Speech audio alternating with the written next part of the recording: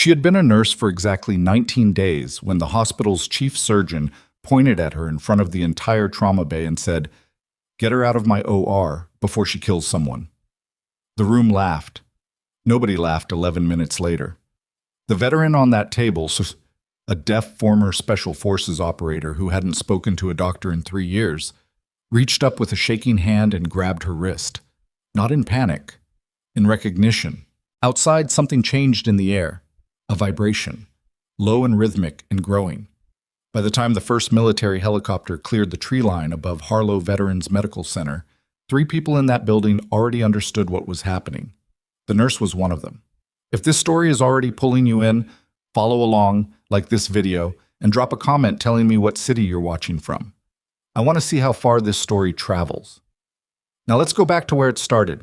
The morning shift at Harlow Veterans Medical Center began the same way it always did, with the smell of industrial floor wax, the distant beeping of monitors on the 3rd floor, and nurses moving through the corridors of the main wing like they were already running 20 minutes behind. Mara Solis arrived at 5:47 a.m. She was 31 years old, with dark hair pulled into a flat bun and a set of pale blue scrubs that had been washed so many times the fabric had gone thin at both elbows.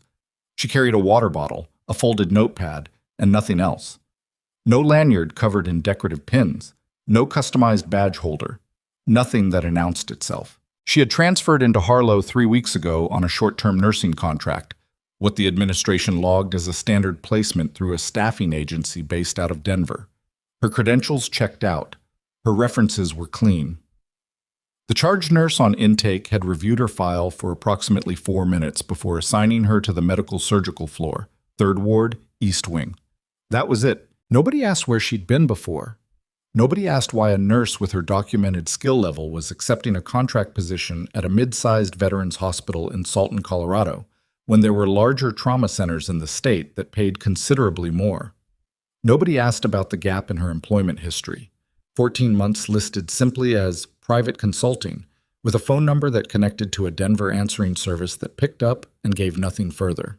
The charge nurse on her floor was a heavy-set woman named Patrice Odom, who had worked at Harlow for 11 years and who had, in those 11 years, developed a finely tuned instinct for sorting new nurses into 2 categories: the ones who would survive the floor and the ones she'd be writing incident reports about inside of 60 days. She had put Mara in the 2nd category before the first week ended. "You're too quiet," Patrice told her on day 4, standing at the nurses' station with a chart in one hand and a coffee mug in the other. "Quiet nurses either freeze up or they're hiding something. Either way, I'm watching." Mara had looked at her directly and said, "Okay." That was it. No defense, no explanation, just, "Okay." And then she turned back to the medication log she'd been updating. Patrice told the other nurses what she thought.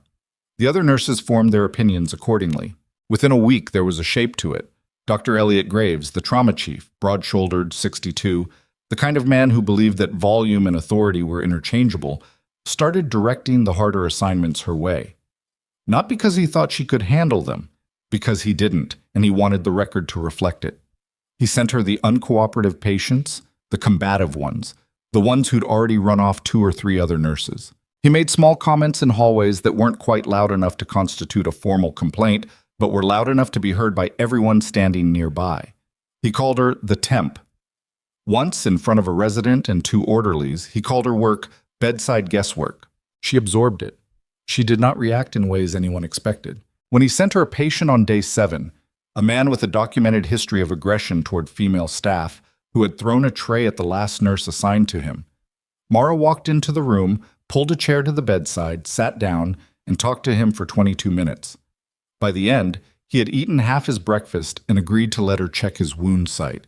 The other nurses watched through the door window and said nothing to each other. She didn't take credit for it. She updated the chart and moved to the next room. On day 11, a patient coded in the middle of a shift change. The kind of chaotic moment where everyone is technically off or on and nobody is quite sure who's responsible for what. And Mara was the first person through the door. The attending who arrived 90 seconds later found her already managing the situation. Her hands steady, her instructions to the CNA behind her short and precise.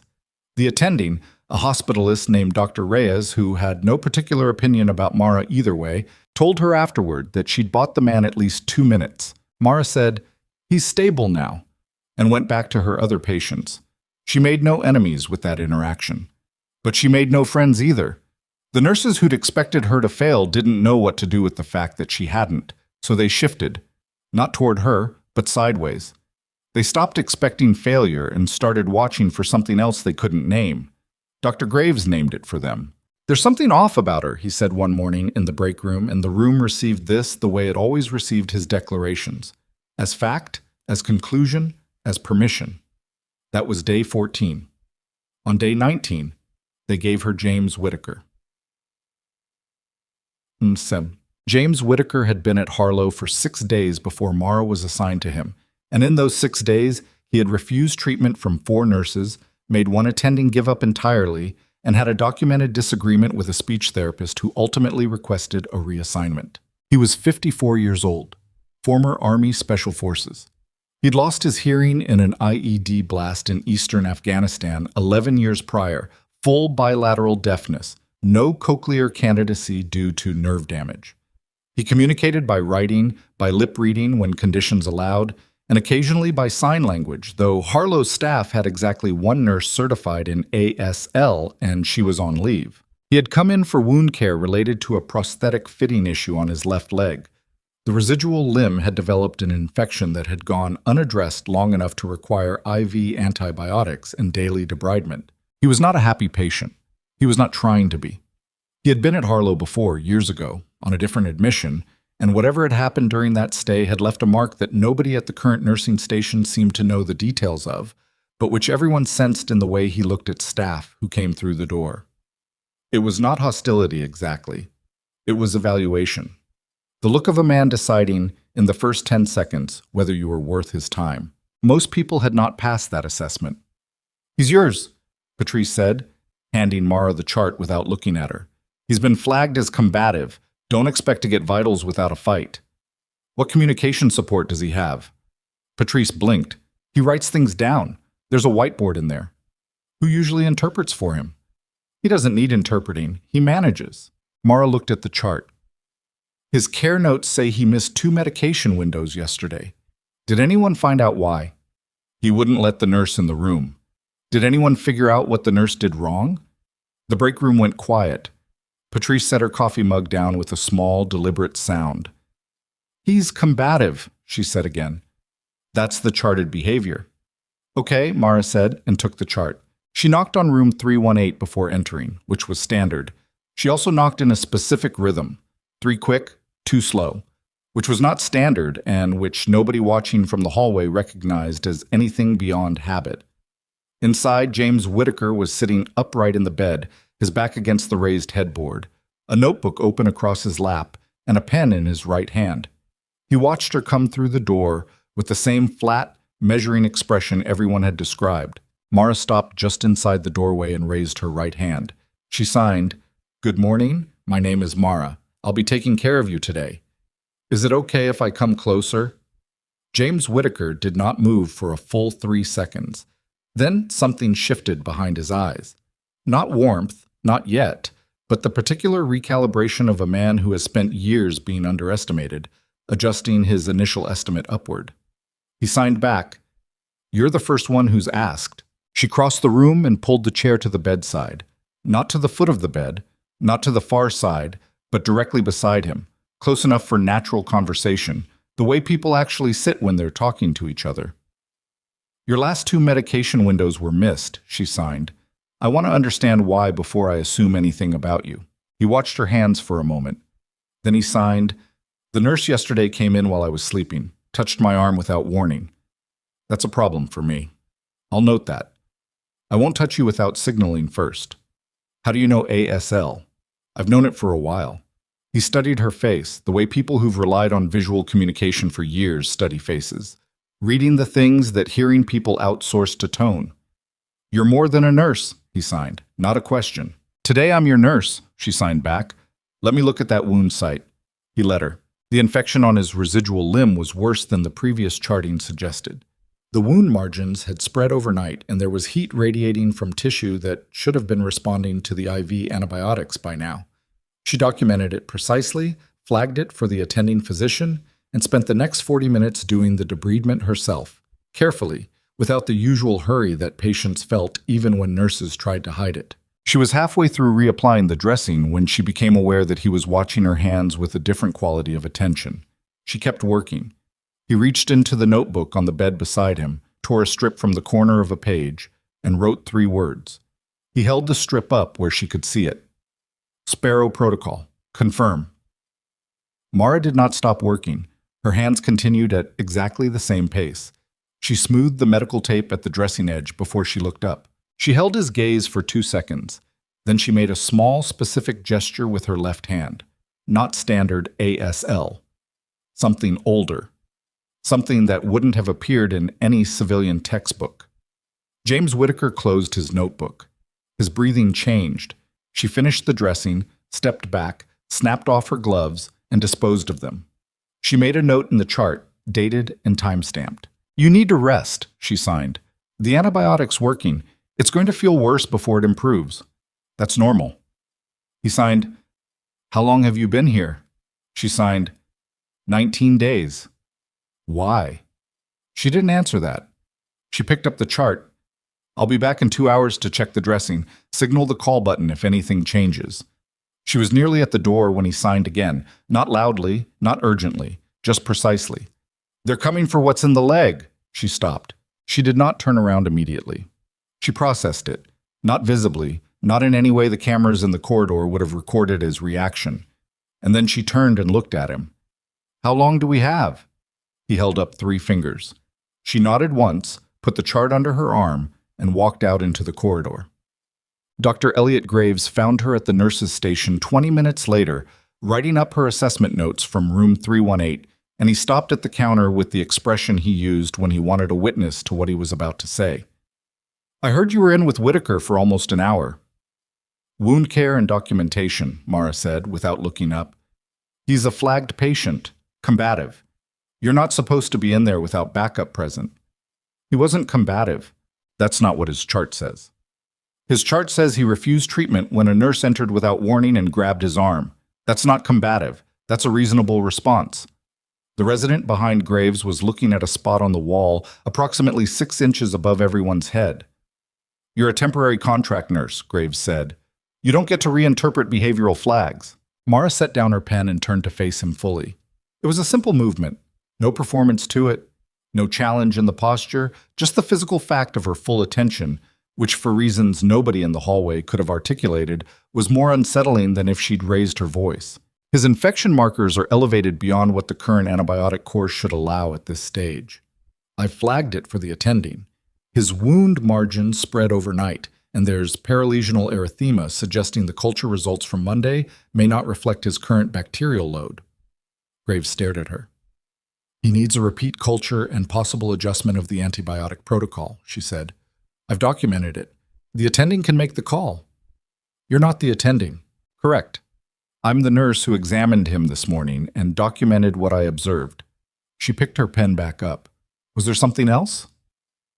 There was a pause that lasted slightly too long for comfort. Graves said, "Watch yourself," and walked away. The resident lingered for a half-second, made eye contact with Mara with an expression that was not quite an apology and not quite solidarity, and then followed. Patrice, who had witnessed most of this from the far end of the nurses' station, said nothing, but she stopped treating Mara's documentation as afterthought and started reading it. The morning moved. Mara worked her patients. She administered medications, helped an elderly veteran with a complicated wound dressing on his forearm, sat for 10 minutes with a man who'd been crying quietly since the overnight shift and who'd told 3 other nurses he was fine. She didn't ask if he was fine. She just sat with him until his breathing evened out, and then she told him she'd be back later, and she was. Nothing about her morning looked remarkable to anyone watching. That was, she had come to understand over many years, the most important skill of all. At 11:14, the call came from room 318, not the call button. The specific knock pattern she'd established that morning. 3 quick, 2 slow. Reproduced by someone banging the side of the bed rail against the wall in a way the nursing station interpreted as mechanical noise. She heard it. She was in room 318 in 90 seconds. Geez. James Whitaker was upright. His breathing was labored in a way that had not been present 2 hours earlier. His skin had taken on a grayish undertone, and there was a subtle asymmetry to his chest movement, the right side expanding less fully than the left. Mara assessed him in 4 seconds. She went to the door and called into the hallway. "I need a physician in 318, now." "What's the issue?" The unit clerk looked up from the station. "Respiratory compromise. Get the attending." She went back inside. She took his oxygen saturation, 81% and dropping, and she already knew from the chest wall movement and the tracheal deviation she caught during the neck assessment that this was tension pneumothorax, air in the chest cavity, pressure building, compressing the lung, beginning to push the heart. This was not a wound complication. This had been accumulating since at least this morning, possibly overnight. She grabbed the supply cart from the corner of the room. Graves came through the door 3 minutes later, which felt like 30. Behind him came a resident and a nursing aide. "What's the problem?" Graves said. Mara was already at the bedside. "Tension pneumo, oxygen sats at 78. He needs needle decompression, second intercostal space, mid-clavicular line, right now." Graves looked at Whitaker, then at the monitor, then back at Mara with an expression that she had seen on a dozen faces before. Not in hospitals, but in field situations where someone with rank had to choose between their ego and the right call, and struggled. "He's a complicated patient. What else have you done for pain management? This could be anxiety-related respiratory. Look at his trachea," Mara said flatly. Graves looked. The tracheal deviation was visible. "That's not anxiety," she said. There was a pause of maybe 4 seconds, which in clinical terms was 4 seconds no one in that room had. And Graves said, "We'll get him to imaging first, confirm the diagnosis." "He doesn't have time for imaging." "You don't make that call." "I'm making an observation. His SAT's at 76. Nurse." Graves turned to face her with the full weight of his title and his tenure and the 11 years he'd been the authority in this hospital. "You are a temporary contract nurse on this floor. You do not override physician judgment. Step back." Mara looked at Whitaker. Whitaker looked at her. His saturation dropped to 73. She reached past Graves, opened the supply cart, and retrieved what she needed. "Stop," Graves said. She positioned herself at the correct landmark on Whitaker's chest, confirmed her placement, and performed the needle decompression. The room heard the hiss of air release. Whitaker's oxygen saturation, which had been dropping steadily for 4 minutes, paused. Then it climbed. Slowly at first, then with more confidence. 73. 76. 81. 87. His chest movement equalized. His color began to return. The resident behind Graves had not moved. The nursing aide had pressed herself against the far wall. Graves was very still. Mara stepped back, disposed of the needle safely, and went to the monitor to document the intervention and the time. Whitaker raised his right hand. He was shaking from the physiological stress, but his fingers were precise. He signed 2 words. She read them. Her expression didn't change, but something moved behind her eyes. Something old and complicated and not entirely clinical. She signed back, low, close to her side where Graves couldn't see the full motion. "I know. Stay still." Graves found his voice. "You just performed an unsanctioned medical procedure. You are suspended, effective immediately. Do not touch another patient in this hospital. Security will escort you." "His saturation is 92 and climbing," Mara said, writing in the chart. "I've documented the procedure, the indication, the time, and the patient's condition before and after. I'd recommend a chest tube consult and a surgical attending review within the next 30 minutes. Did you hear what I said?" "I heard you." She finished her documentation and set the chart on the bedside table. "I'll wait in the break room." She walked to the door. Behind her, Whitaker watched her go with the expression of a man who had not seen something in a very long time and was not entirely sure he believed he was seeing it now. As Mara stepped into the corridor, she heard it.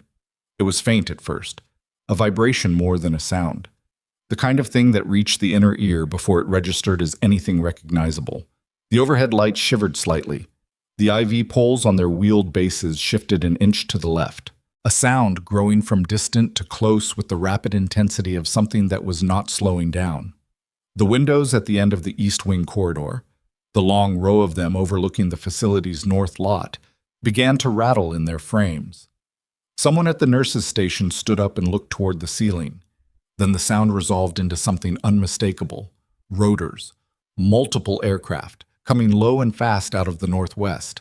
The first military helicopter crossed the tree line above Harlow Veterans Medical Center, and every window in the corridor went white with the wash of its searchlight against the morning sky. And then two more came behind it, and then the north parking lot was full of motion. Black vehicles moving in coordinated formation, doors opening before they'd fully stopped, figures in tactical configuration covering the entrance approach. The East Wing corridor went completely quiet. Every nurse, every aide, every visitor standing near a window was looking out at the same thing and saying nothing because there was nothing to say. Mara stood at the junction of the corridor and the fire door, her hand resting on the push bar, not going anywhere. She wasn't watching the helicopters. She was watching the north entrance, where the first figures were already moving through the automatic doors, badges out, not slowing down, already knowing exactly where they were going. And they were going to the third floor. They were going to room 318. They came through the main entrance in a column of 4, moving the way people move when they've already decided what they're doing, and the only variable is who gets out of the way fast enough. The one in front was a woman, compact, maybe 45, dark-skinned, wearing a charcoal suit with a badge clipped to the breast pocket that caught the fluorescent light as she walked. She wasn't running. She didn't need to. Her pace had that particular quality of restrained speed that made everything around her seem slower by comparison. Behind her came 3 men in civilian clothes with the kind of posture that civilian clothes never quite managed to disguise. Shoulders set, eyes moving constantly, hands loose at their sides. The lobby desk officer stood up. "Ma'am, you need to check in at..." She held up the badge without slowing. "Special Agent Diane Rourke, Naval Criminal Investigative Service. I need your 3rd floor. Now." The officer looked at the badge, looked at the 3 men behind her, looked at the windows where the helicopters were still visible above the parking lot and sat back down. They took the stairs. At the nurses' station on the 3rd floor, the unit clerk had her phone halfway to her ear when Rourke appeared at the top of the landing and said, "Don't call anyone. I need James Whitaker's room, and I need the nurse who was just suspended." The clerk looked at the badge. She looked at the 3 agents. She put the phone down. 318, she said. "And the nurse? She's at the end of the hall." Mara was still at the fire door junction, exactly where she'd been when the helicopters came over. She had not moved toward 318. She had not moved toward the stairwell. She was standing with her back against the wall and her arms folded, watching the corridor. And when Rourke turned the corner and saw her, she stopped walking for exactly 1 second. Then she walked the rest of the way. "Mara Solis," she said. "That's the name on my badge," Mara said. "We need to talk." "You're going to need to talk to him first." Mara tilted her head toward room 318. "He had a tension pneumothorax 40 minutes ago. He's stabilized, but he's not cleared for anything strenuous. If your conversation is high stress, keep it short." Rourke studied her face with the measuring attention of someone who'd spent a career reading people under pressure and had learned to trust the things that didn't move. "You know why we're here," Rourke said. "I have a reasonable hypothesis. We'll start with that." Rourke looked at the nearest agent and made a small gesture toward the nurse's station. He moved to position without being told twice. Then she looked back at Mara. "Walk with me." They went into the small consultation room adjacent to the nurse's station. A room used for family meetings, bad news, the kind of conversations that needed a closed door. Rourke shut it behind them and didn't sit down. "How long have you known he was here?" she asked. "I was assigned to him this morning." "That's not what I asked." Mara held her gaze for a moment. 3 days. "You didn't report it." "To whom?" Rourke absorbed that. There was a pause, not an uncomfortable one, more the kind of pause that meant something was being filed and categorized internally. "He says you performed the Sparrow verification," Rourke said. "He initiated it. I confirmed. That protocol hasn't been active in 6 years. Apparently he's been waiting 6 years to use it." Rourke pulled out a folded document and set it on the consultation table between them without pushing it forward. Mara looked at it without touching it. It was a federal authorization form, multi-agency, with seals at the top that she recognized from a context she hadn't operated in for a long time. "We've been tracking a procurement fraud network for 22 months, Rourke said. Corrupt defense contractors. falsified equipment certifications for prosthetic and assistive devices distributed through VA contracted facilities. The fraud has caused at least 11 preventable injuries and 3 deaths in veterans who received compromised equipment. She paused. Whitaker has been carrying evidence for 4 months, physical evidence embedded in the prosthetic housing on his left leg. He's been waiting for a safe contact. Mara looked at the document. He's also been waiting, Rourke continued, because the network has a reach inside this hospital. We believe at least one individual with administrative or clinical access has been flagging veteran patients who are potential witnesses or evidence holders and ensuring their care is delayed, compromised, or documented in ways that discredit them. The room was very quiet. That's why his infection was undertreated, Mara said. Came out flat, not a question. His previous admission 8 months ago, a culture result that should have triggered a specific antibiotic protocol. It was delayed long enough to worsen the infection. He was discharged before the correct treatment course was completed. The infection never fully resolved. Someone in this building deliberately let his wound get worse. We believe so. Mara stared at the table for a moment, then she straightened up. Who? That's what we're here to determine. Rourke picked the document back up. I need your cooperation, officially. I've been suspended. I'm aware. The suspension is about to become the least of Dr. Graves's concerns. Before Mara could respond, the door opened. One of the agents, the taller one, with a jaw like a shelf, leaned in and looked at Rourke. Ma'am, something you need to see. The hospital administrator's name was Gerald Fitch, and he arrived on the 3rd floor at approximately the same time Rourke's team was reviewing the corridor camera feeds on a laptop set up at the nurses' station. Fitch was 60, thin in the way of men who ate at their desks, and he wore the particular expression of institutional authority under threat. Controlled on the surface, rigid underneath, the expression of a man accustomed to being the one who ended conversations. He did not succeed in ending this one. Agent Rourke. He produced the name like he'd already had someone look her up. This is a hospital facility. I'm going to need to understand the legal basis for this. Federal warrant. She handed him a document without looking up from the camera feed. Covers the facility, the records, and any individuals named in the addendum. You're named in the addendum. Fitch went still. As a witness, she added, with a precision that made the distinction sound less like reassurance than a provisional condition. For now. He looked at the warrant. His hands didn't shake. He'd had practice at composure, but his jaw set in a way that suggested the composure was working harder than usual. I'll need to contact our legal team. You're welcome to. In the meantime, don't go above the 2nd floor. She finally looked up. And don't contact Dr. Graves before we've spoken to him. Dr. Graves is my chief of trauma surgery. He has rights. He does. He also has a meeting with us in approximately 15 minutes, whether he's aware of it or not. She turned back to the camera feed. Thank you, Mr. Fitch.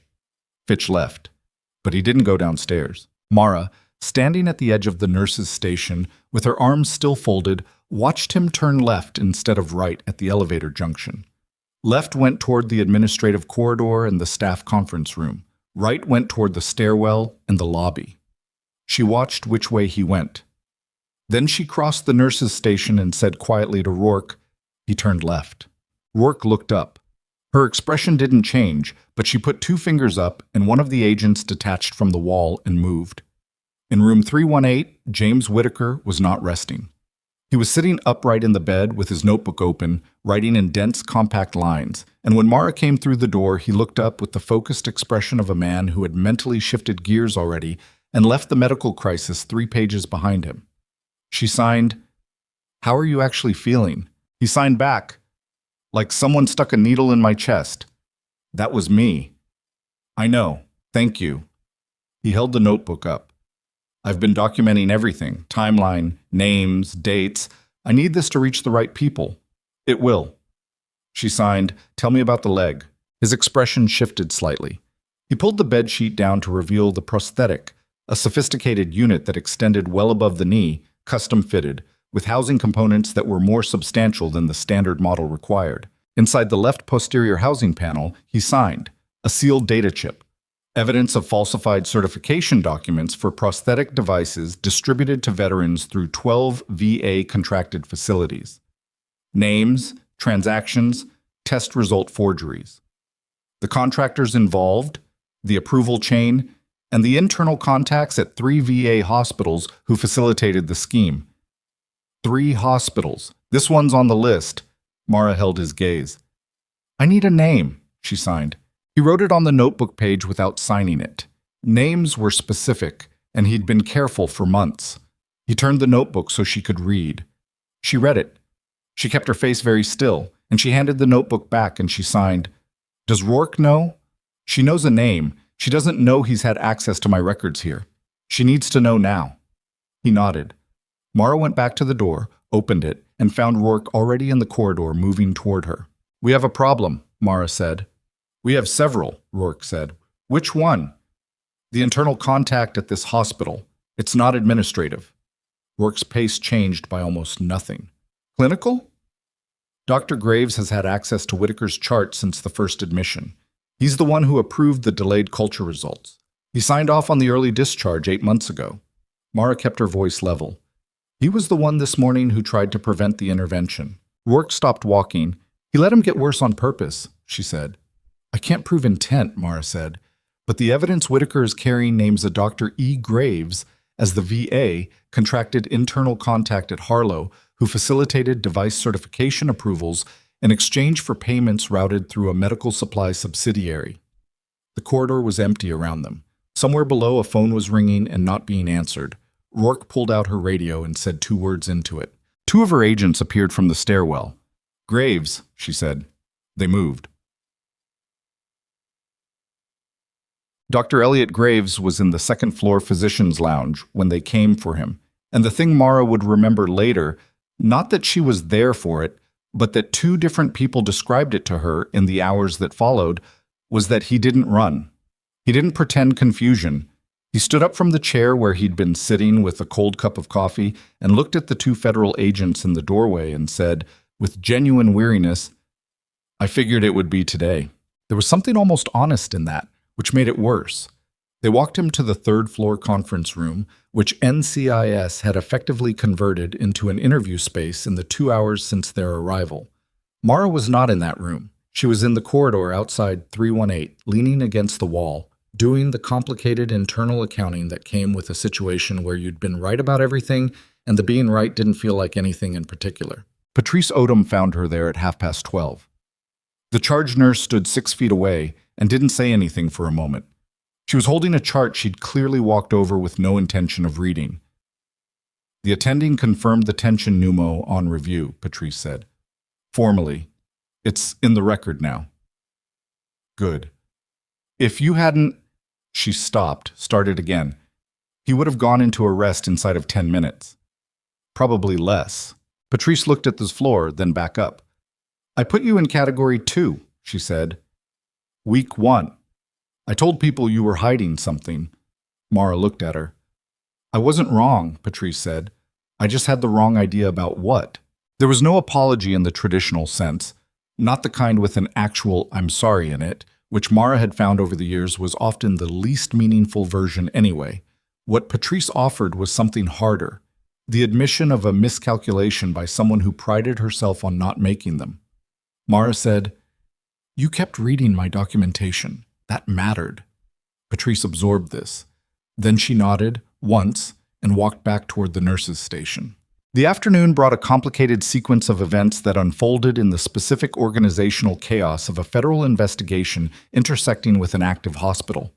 The kind of intersection where nobody has jurisdiction over everything and everybody has jurisdiction over something, and the friction between the two produces an enormous amount of paperwork and several very tense hallway conversations. Rourke's team extracted the data chip from Whitaker's prosthetic with the assistance of a forensic technician who'd arrived in the 3rd vehicle from the parking lot. The extraction took 40 minutes and produced a chip that, when scanned by the portable reader the technician had brought, immediately registered a security classification level that caused one of the junior agents to take a full step backward from the table. Rourke did not step back. She looked at the scan result with the expression of a person who'd hoped for confirmation and received it without pleasure. It's everything he said it was, she told Mara quietly, in the consultation room where they'd first spoken. And then some. The 3 hospitals. This one and 2 others, Harlow is the deepest. Graves has been receiving payment since 2019. He wasn't the only one. There are 3 other names in the hospital network here, 2 in administration, 1 in procurement. She paused. Fitch. The administrator who turned left. He tried to make a call. Our agent stopped him before it went through. She set the scanner down. We have enough for arrests. We're waiting on the U.S. attorney to confirm the charging instrument, but that's a formality at this point. What about Whitaker? He'll need to remain inpatient until his infection is stable and his prosthetic situation is properly assessed. Given that someone was apparently deliberately managing his care toward ongoing deterioration, I want a physician not connected to the existing network to review his entire treatment history. She looked at Mara. Do you have a recommendation? Mara thought about Dr. Reyes, the hospitalist who'd told her she bought the coded patient 2 minutes, who'd read her flags on Whitaker's wound and responded with a follow-up order within the hour. Reyes, she said. Hospitalist on 4, she's clean. Rourke wrote it down. And you, Rourke said. Mara waited. Your suspension was issued by Graves.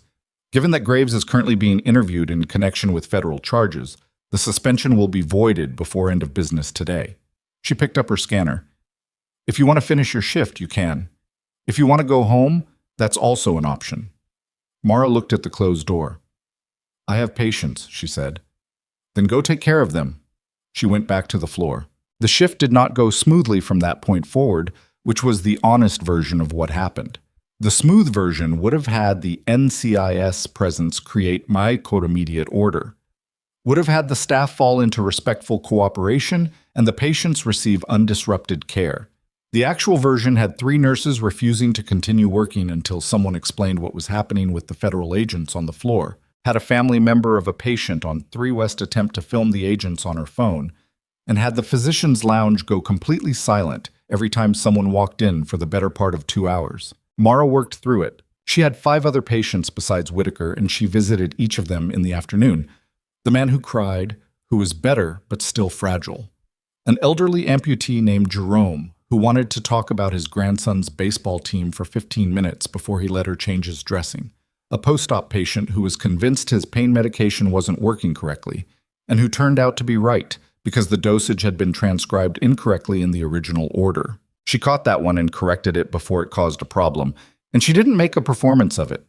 She just fixed it, documented it, and moved on. That was the work. At 3:15, 2 federal agents escorted Gerald Fitch out of the administrative wing in a manner that was technically not an arrest. They were careful about the optics, which meant no handcuffs in the visible corridor, but which looked enough like an arrest that the unit clerk and 2 of the nursing aides watched from the station window with their hands pressed over their mouths. Dr. Graves came out 20 minutes later, and that one was less careful about optics. His face was a specific shade of gray that had nothing to do with the fluorescent lighting, and he was walking with the contained stillness of a man focused on not letting anything show, which meant that everything was showing. He looked toward the nurses' station as they passed. He looked at Mara. She was standing at the counter, writing in a chart, and she did not look up. That was not strategy. She genuinely had a medication reconciliation to complete, and she was not going to let it be incomplete because of the dramatic symmetry of the moment. The work was the work.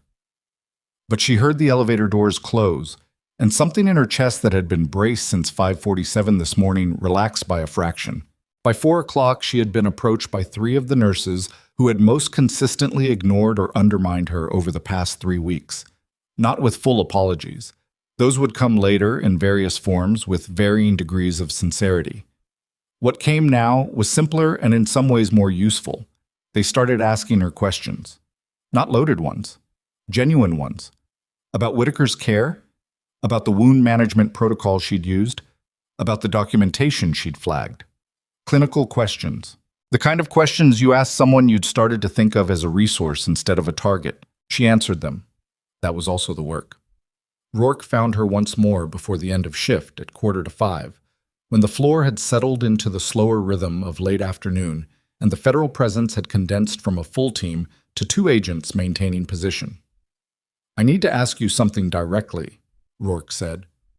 They were standing in the supply room, which had become an unofficial quiet space because nobody wanted to be seen lingering there with the agents around. Your placement here, Rourke said, the staffing agency. The contract. Mara said nothing. We ran the agency, Rourke said. The phone number on your employment reference. It routes to a federal communications cutout. She paused. That's not a staffing agency. The supply room was very still. You've been placed, Rourke said, not randomly assigned. Someone positioned you here. Mara met her eyes. I'm not going to ask you to confirm a chain of authorization, Rourke said, but I'm going to ask you, did you know about the fraud network before you arrived? A beat. I knew there was a problem at this facility, Mara said carefully. I didn't know the full scope. But you knew about Whitaker. I knew someone was at Harlow who needed a safe contact. And the Sparrow Protocol is a verification system used when regular communication channels are compromised. She paused. Was used. Past tense. Rourke studied her for a long moment. The kind of moment that in an interview would have been a pressure tactic, letting the silence do the work of a question. But Rourke was reading something specific in Mara's stillness. Not guilt, not evasion. The particular composure of someone who has been in rooms where silence was a tool and learned not to be troubled by it. Who sent you? Rourke asked. Mara said, I can't answer that here. Will you answer it somewhere else? That depends on who's asking and in what capacity. I'm asking as the lead investigator on a federal case that your presence may have materially altered. Then yes. A pause. But not today. Rourke held her gaze for another second. Then she nodded, with the slight reluctance of a person accepting a boundary they don't love but recognize as real. One more question, she said. Whitaker's message to you. When he came out of the pneumo, when his oxygen was coming back up. He signed something. You signed back. She paused. What did he say? The supply room was quiet. Mara said, He said he knew it was me. And you signed... I told him to stay still. Rourke looked at her for a moment longer. Then she seemed to make a decision about something. What kind of decision? She kept to herself. Go home, Mara, she said. Be back at 7 tomorrow. We'll have some ground rules to review before the morning shift. Mara nodded and left the supply room. She stopped at room 318 on her way out. Whitaker was lying back against the pillow now, finally, with the oxygen sat monitor reading 96, and his color better than it had been at any point today. He was not asleep. He was watching the ceiling with the expression of a man working through something too large to resolve in one afternoon. He looked when she came in. She signed, Going home. Reyes will handle overnight. She's good. He signed, I know. A pause. I've been here before. I know. Are you going to disappear again? She looked at him. Something crossed her face. Not quite a smile, but adjacent to it. Not yet, she signed. He nodded. She was at the door when he signed again. She caught it in her peripheral vision and turned. They don't know who you really are, he signed. Any of them. She looked at him for a moment. Some things keep people safer, she signed back. She went out into the corridor. The East Wing was quieter now, visiting hours winding down, the day shift folding into evening routine. The nurses who'd been watching her all day were still watching, but differently, not waiting for failure. Something else, something she recognized from other contexts in other places. The slightly dazed recalibration of people who'd been operating on an incorrect assumption and were still catching up. She walked the length of the corridor to the elevator, pressed the button, and waited. Her phone buzzed in her pocket. She looked at it. The message was from a number that had no name attached to it, in a format that would look like a wrong number text to anyone else reading it. A date, a time, an address in Denver. Her jaw tightened slightly. She put the phone back in her pocket. The elevator arrived. She stepped in. The doors closed. And in room 318, behind her, James Whitaker reached under his mattress for the second data chip. The one he hadn't told Rourke about. The one that didn't contain procurement fraud evidence, but something older and more dangerous. And held it in his closed fist and stared at the ceiling and did not sleep.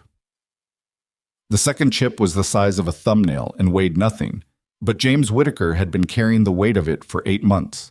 He'd known when he embedded it that the first chip, the procurement fraud evidence, the falsified certifications, the payment records, was the one he'd used to get the door open. That was the bait, the thing you handed over to establish trust and cooperation, The evidence that served the investigation everyone already knew existed. The second chip was something else. He'd found it by accident.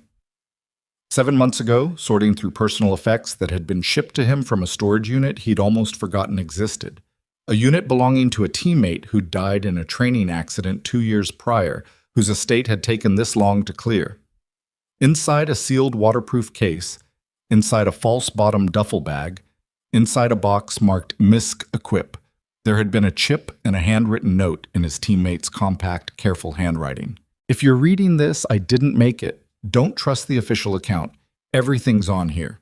You'll know who to give it to when you find them. His teammate's name had been Marcus Veld.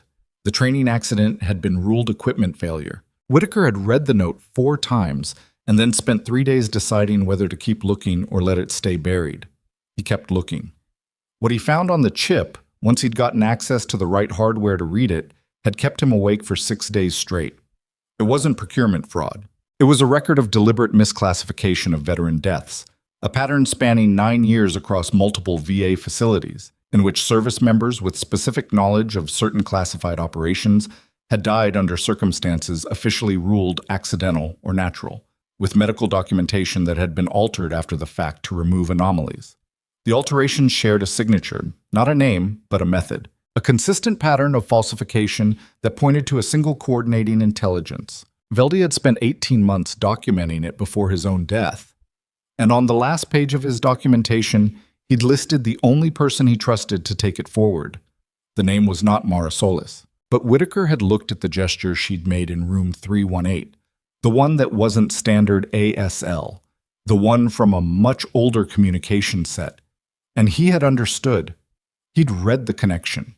People use different cover names for different operations, and the woman who had known that gesture had been someone else before she was Mara Solis, and Marcus Velde had known her by a different name, and it was that name at the bottom of his documentation. Whitaker lay in the hospital bed in the dark and held the chip and thought about whether to tell Rourke. He decided against it. Not yet. Not until he'd spoken to Mara again. He put the chip back under the mattress and closed his eyes and did not sleep. Mara did not go home. She drove 3 blocks from the hospital, pulled into the parking lot of a pharmacy that was closed for the evening, and sat in the car with the engine running and the heat on and read the text message again. The address was in Denver's Rhino district. The time was 6 a.m. tomorrow. The date was tomorrow's date. The number had no name, but she recognized the format, a specific structure of prefix and spacing that functioned as a signature for people who use such things. She hadn't seen that signature in 4 years. She put the phone face down on the passenger seat. The problem with the message was not that she didn't know who sent it. The problem was that the person who'd sent it was supposed to be 2 levels removed from anything connected to Whitaker. And the fact that they were making contact now, directly, on an unsecured consumer device, with a specificity that suggested urgency, meant one of 2 things. Either the situation had escalated beyond what the standard coordination structure could manage, or someone had compromised the standard coordination structure and was using this as a warning. She sat with that for 4 minutes. Then she pulled out of the parking lot and drove west on Salton's main corridor toward the motel where she'd been staying since the contract started. And she spent the drive doing what she'd been trained to do when situations shifted, running the variables, identifying the dependencies, deciding what she could control and what she couldn't. She could control her position tomorrow morning. She could not control what was on the second chip, though she had a sufficiently uncomfortable hypothesis about that. At 7:14 that evening, the NCIS team logged a surveillance flag on a vehicle registered to a medical supply company that had been parked in Harlow's visitor lot since before the federal team arrived. The vehicle had not moved during the 6 hours of federal activity. It moved for the first time at 7:11, pulling out of the lot slowly and turning north on the access road. The junior agent who caught the flag brought it to Rourke. She looked at the plate. She looked at the registered entity, a subsidiary called Vantage Medical Solutions, incorporated in Delaware, with a registered agent address in Virginia that her team had already flagged as a shell company with links to the procurement fraud network. She told the agent to run it and keep a watch on it. At 8:20, the vehicle was identified at a motel 4 miles from the hospital, the motel where Mara Solis was staying. Rourke called her immediately. Mara picked up on the second ring. There's a vehicle in your lot, Rourke said without preamble. White panel van, Virginia plates. Don't go outside. A pause. I saw it when I pulled in, Mara said. You saw it. Parked at the north end. Engine off, driver's side window cracked. Someone's in it. The line was quiet for a moment. Pack what you need, Rourke said. We're pulling you out. No. Mara, if I move, they know we've made them. They'll go quiet, and we'll lose them. Her voice was even. How many do you have available tonight? Rourke paused. 2 on the hospital, 1 with me. 3. Leave 2 on Whitaker, you and 1 with me at the motel, positioned outside, not visible from the lot. If they move, we follow. If they come inside, I'll have enough warning. Another pause. Longer this time. This isn't your operation, Rourke said. Which operation is it? Silence.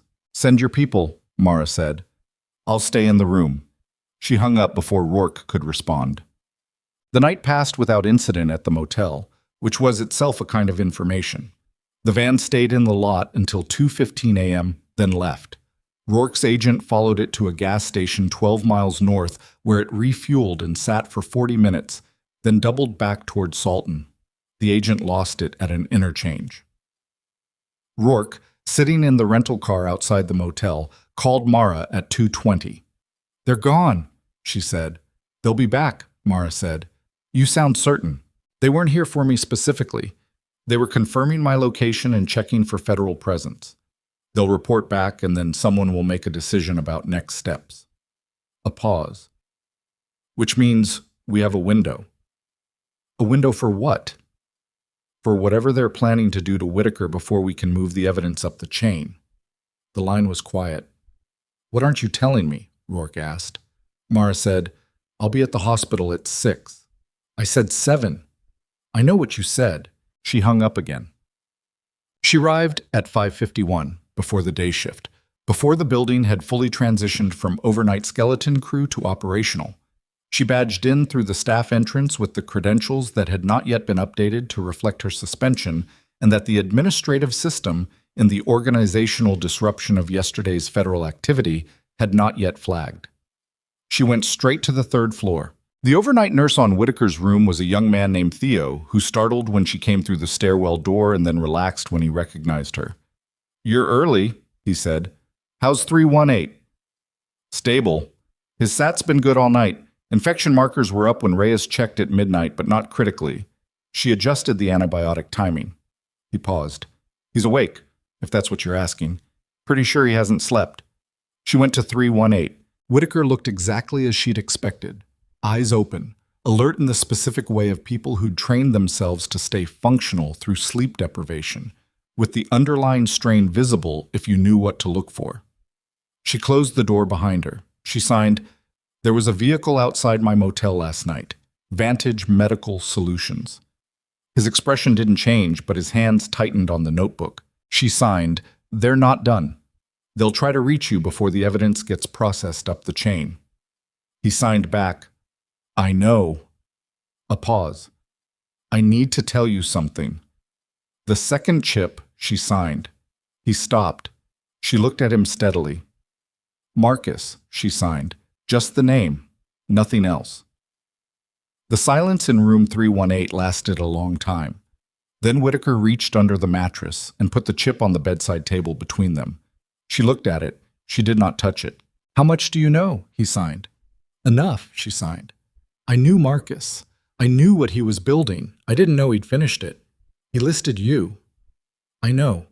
By your other name. She said nothing. Her hand stayed still. That name, he signed, is on a list of people the network wants neutralized, not just removed from employment.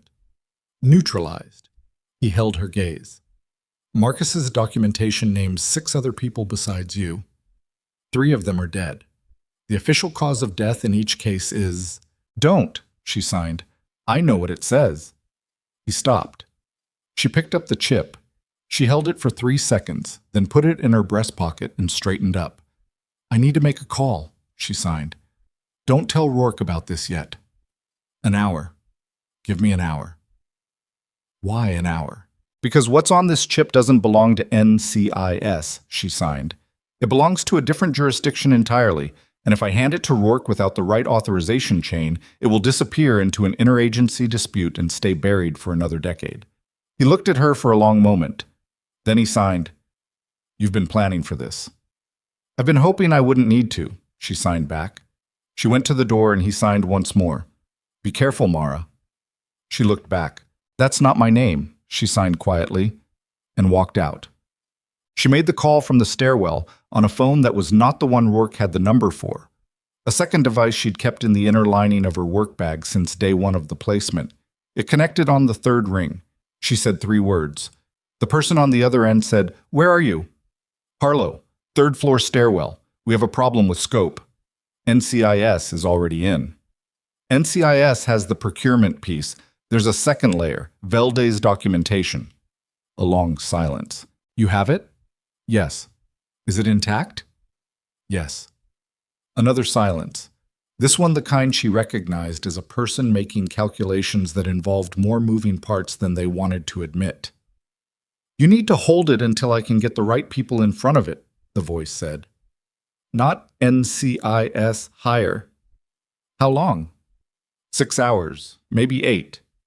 "We may not have 8. There's active surveillance on both me and the patient. Vantage Solutions vehicle confirmed last night." "They know you have it?" "They will soon if they don't already." The line was quiet again. Then, "Can you hold the facility?" "The federal team is here. 2 agents overnight, more coming for the day shift. The physical plant is manageable. The problem is anyone inside who's still cooperating with the network." "You've identified them?" "Graves and Fitch are in custody. There may be others." "Maybe. I haven't had access to the full network documentation yet." Another pause. "All right. 6 hours. Don't move the chip. Don't tell NCIS what it contains. Tell them you found something that requires additional authorization and you're waiting on confirmation of the handling chain." "Rourke is not going to like that." "No," the voice agreed. "She's not." The call ended. Mara stood in the stairwell and let herself have 15 seconds of something that was not quite stress and not quite fear, but lived in the neighborhood of both. Then she put the phone away and went back up to the 3rd floor. Rourke arrived at 6:12 and found Mara at the nurse's station, updating the handoff documentation for the day shift. "You said 6, Rourke said. "I said I'd be here at 6. I've been here since 5:50. Rourke looked around the floor, taking a quick inventory of what was where and who was present. The 2 overnight agents were still in position. The day shift was starting to filter in. The floor had the particular tone of a place that had been through something significant and wasn't sure what normal looked like anymore. "I need to debrief you this morning," Rourke said. "Formally, with a recording." "I know. And I need you to tell me what you were doing in this building at 6 a.m. when your shift doesn't start until 7. I had concerns about the patient in 318. Concerns. His infection markers were elevated overnight. I wanted to review Reyes's assessment before the day shift took over." Rourke studied her. The expression on her face was the expression of someone who'd found a piece that fit in one slot but suspected it belonged somewhere else. "Is there anything you want to tell me before we start the formal debrief?" Rourke asked. Mara looked at her. "There may be additional evidence connected to this case that requires a different handling chain than NCIS, she said carefully. "I'm waiting on authorization confirmation from the appropriate parties. I'll have more information within a few hours." The nurse's station was very quiet around them. Rourke said, "What kind of additional evidence?" "The kind that, if handled incorrectly, gets buried and stays buried." She held Rourke's gaze. "I'm not trying to cut you out. I'm trying to make sure it reaches people who can act on it. I'll explain the full picture as soon as I'm cleared to." Rourke did not look pleased. She looked like a woman who was doing the math on how much she trusted the person in front of her, and coming up with an answer she wasn't completely comfortable with. "How many hours?" she said. 6. Maybe less. And in the meantime, we do the debrief. We process the procurement evidence. We make sure Whitaker's security position is solid." A pause. "And we figure out if there's anyone else in this building cooperating with the network, because I don't think Graves and Fitch were the whole picture." That last part landed.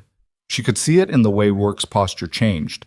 Not much, but the particular micro-adjustment of someone who'd had the same suspicion and was now hearing it confirmed by a second source. "Who else?" Rourke said. "I don't have a name. I have a pattern. 3 patients on this floor in the past 8 months who had documented complaints about care quality that were formally dismissed without review. All 3 were special operations veterans. All 3 were receiving treatment related to prosthetic equipment from VA contracted suppliers." She paused. Someone kept closing those complaints before they could be escalated. The complaints went through administrative review? Through one specific administrative review pathway. She looked at Rourke steadily. "What's the name of the third person on the procurement fraud charge instrument, besides Graves and Fitch?" Rourke said nothing for a moment. Then, "Margaret Sue, procurement coordinator. Where is she this morning?" Rourke turned to the agent nearest to her. "Find Sue, now." The agent moved. Mara went back to her documentation. But, Margaret Sue was not in the building. Her badge had last registered a scan at 11:47 p.m. the previous night. The staff exit on the building's south side, a full 4 hours after the official end of her shift. She had not badged back in. Her desk had been accessed, but her computer showed only a logged-out session and a cleared browser cache that IT flagged as manually performed within the same window. Someone had warned her. Rourke pulled Fitch's call log from the previous afternoon. The agent had stopped Fitch from making a call at the time, but Fitch had managed one earlier in the day, before NCIS arrived, that had gone to a number currently registered to a burner device. That call had lasted 47 seconds. 47 seconds was enough. "She's in the wind," Rourke said, standing at the nurse's station with her agent beside her and the kind of controlled frustration that experienced investigators wore when a variable they'd thought was secured turned out not to be. "She won't go far," Mara said. "Based on what?" "Based on the fact that she doesn't know how much we have yet. She'll want to know before she commits to disappearing completely, which means she's monitoring." "Monitoring from where?" "Somewhere she has line of sight, physical or digital." She looked at the floor plan on the wall behind the station, a laminated map of the building's 3rd floor showing room layout and exit routes. "The parking structure has a direct sightline to the north entrance, and it has cell coverage without requiring a hospital Wi-Fi connection." Rourke sent the agent. He found Sue's car in the structure's 3rd level, engine off, within the line of sight Mara had described. Sue was not in it, but her laptop was on the passenger seat, still open, connected to a mobile hotspot, with a hospital records access session still active on the screen. She'd run when she saw the agent coming. He found her on the stairwell exit 6 minutes later, moving fast and not fast enough. Back on the 3rd floor, word hadn't officially spread, but hospitals were permeable environments in the way that large institutional buildings always were. Information moved through unofficial channels faster than through formal ones, and by 9:15 there was a particular quality of unease among the staff that suggested most of them knew something significant was still in motion even if they didn't know what. Mara was in with Whitaker when the first alarm registered. Not a medical alarm, but the building's general alert tone that meant something in the security system had triggered. She heard it and went still. Whitaker heard it too. He couldn't. But he felt the change in the air, the slight vibration, and he saw her expression, and he signed, "What is it?" She moved to the door and looked into the corridor. The agent who'd been stationed outside 318 was not at his post. She turned back to Whitaker and signed fast. "Someone triggered the security system. Where's the chip? The first one?" He pointed to the bedside drawer where it had been stored under NCIS custody. She opened the drawer. The chip was there. She put it in her pocket alongside the second one. She signed, "Don't let anyone in this room who doesn't show a badge. Anyone." "Where are you going?" She didn't answer. She went into the corridor and walked fast toward the security panel near the stairwell, and the thing that struck her was the sound, or rather the absence of the specific sound she expected. The agent who'd been outside 318 was not visible in either direction of the corridor. She reached the stairwell door and pushed it open. There was a man in the stairwell who was not a federal agent. He was compact, dressed in hospital maintenance coveralls, moving up the stairs from the 2nd floor landing with the specific controlled pace of someone who wasn't maintenance. He looked up when the door opened. Mara assessed him in the time it took to make eye contact. She let the door swing closed and moved left instead of right toward the supply corridor that ran parallel to the patient wing, a secondary route that most visitors and non-floor staff didn't know existed. It connected to the service elevator and the equipment storage at the north end of the building. She heard the stairwell door open behind her. She didn't run. Running on a hospital floor attracted attention, and what she needed right now was the opposite of that. She moved at the pace of a nurse responding to a non-urgent situation, which was fast enough to put distance between herself and the stairwell without registering as flight.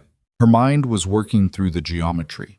One person in the stairwell meant at least one more somewhere else, entry point coverage at minimum.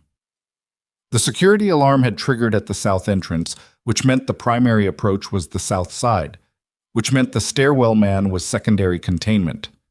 They weren't here for her. They were here for the chip. Or they were here for Whitaker. She pulled out the NCIS contact number Rourke had given her and sent a single text. South entrance. At least 2. 318 is priority. Then she put the phone away and turned back toward the patient wing through the supply corridor's far exit. The corridor emptied into the main hall 20 feet from room 318. She came out of it and stopped. The agent who'd been outside 318 was on the floor. He was conscious. She could see the chest rise from 20 feet. But he was down, and there was a second man in maintenance coveralls disappearing into room 318, and the door was already swinging shut behind him. She moved. She hit the door at speed, shoulder first, and came through it into the room in a controlled entry that took in the full space in less than a second. The man in coveralls was at the bedside. He had something in his right hand. Not a weapon in the conventional sense, but the kind of medical delivery device that passed as medical equipment right up until the moment it wasn't. He was reaching for the IV line. Whitaker saw her come through the door and did the only useful thing available to him. He ripped the IV line out of his own arm and rolled left off the bed. The man in coveralls turned. Mara was already inside his reach. What followed lasted 19 seconds. It was not clean. She was not operating at full capacity. She was in nursing scrubs, without any of the equipment or preparation that she'd have had in a different context, on a surface that was slippery and cluttered with medical furniture. She knocked the delivery device out of his hand in the first exchange, which was the critical thing.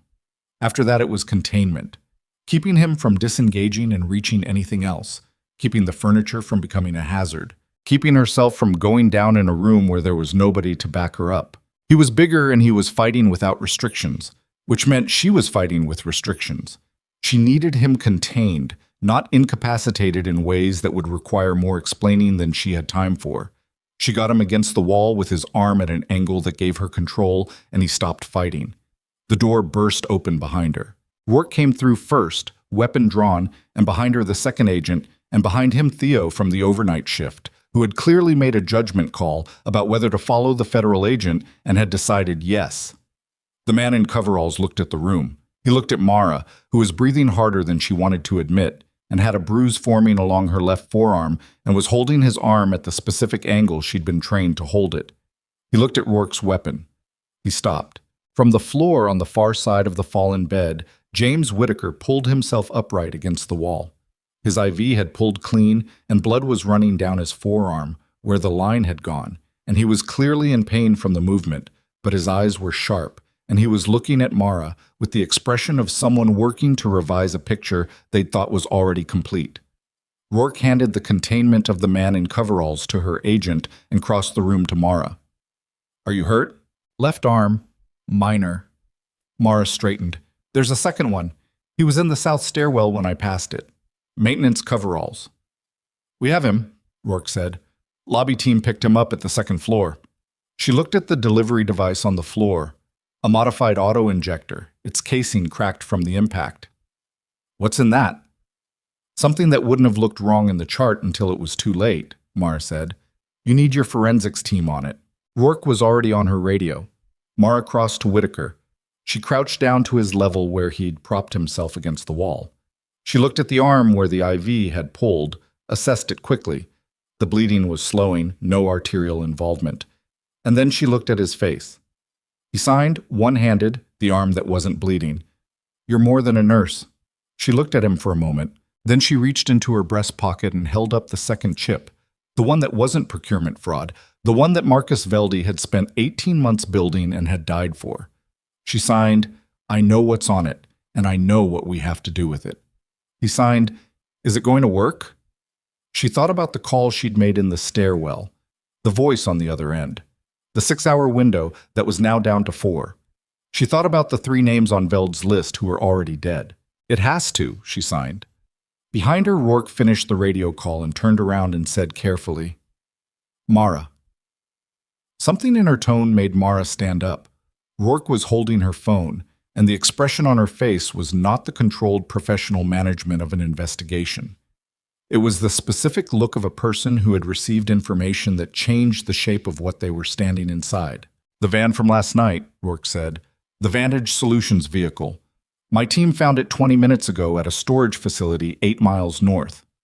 "And?" "It's registered to a subsidiary, but the subsidiary traces back to a parent company." She paused.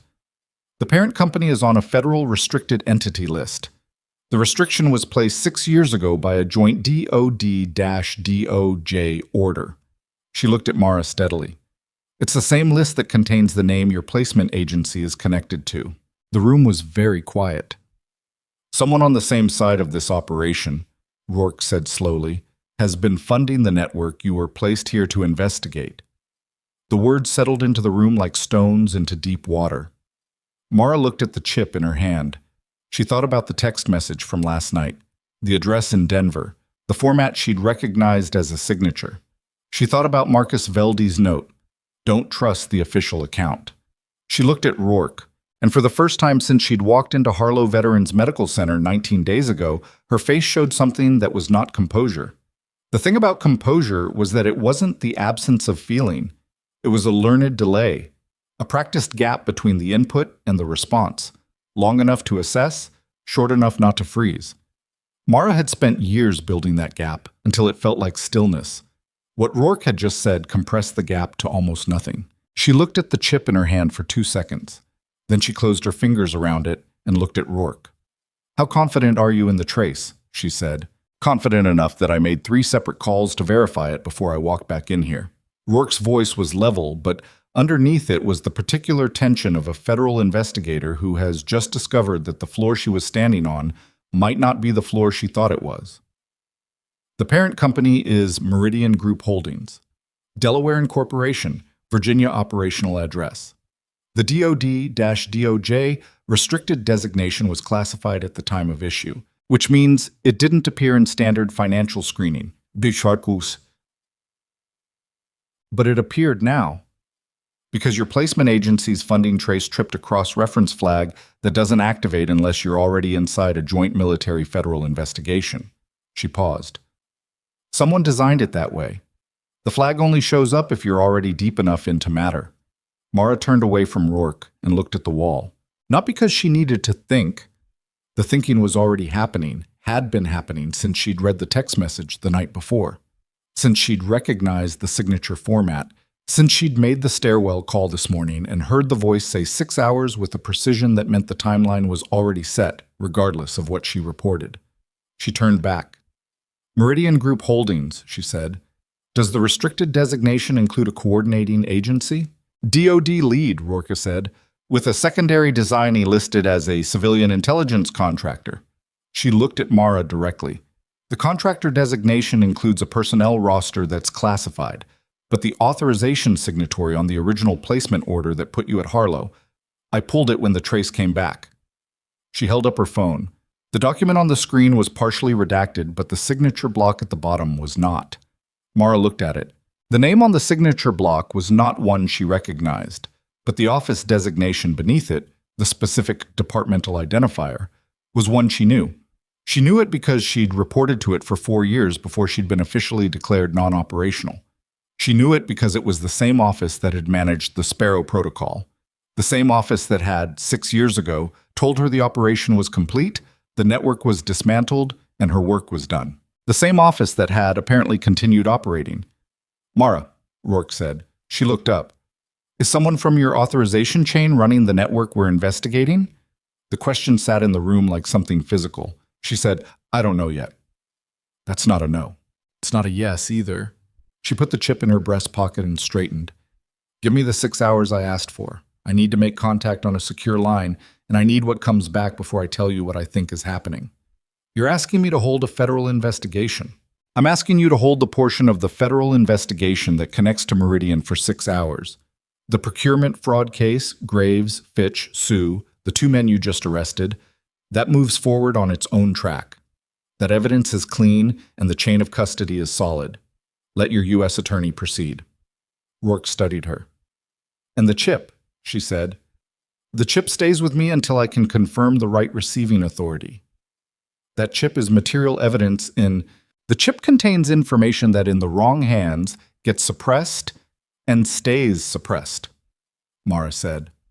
Not heated, flat. I've watched it happen before. I watched it happen to someone I knew.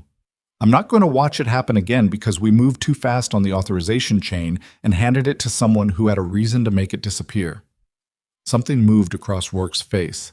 Not agreement exactly, more the reluctant recognition of an argument she couldn't fully rebut.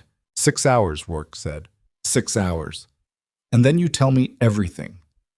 And then I tell you everything I'm cleared to tell you, and we figure out the rest together. It wasn't the answer Rourke wanted, but she nodded. Mara used the first 40 minutes of those 6 hours methodically. She found an empty family consultation room on the second floor, the one farthest from the main corridor, and she used the second phone to make 3 calls. The first 2 didn't connect. Dead numbers, which told her something about the current state of the authorization chain she'd been working within. The third connected on the 5th ring to a woman whose voice she hadn't heard in 2 years. I wasn't sure this line was still good, Mara said. It almost wasn't, the woman said. Her name was Adler.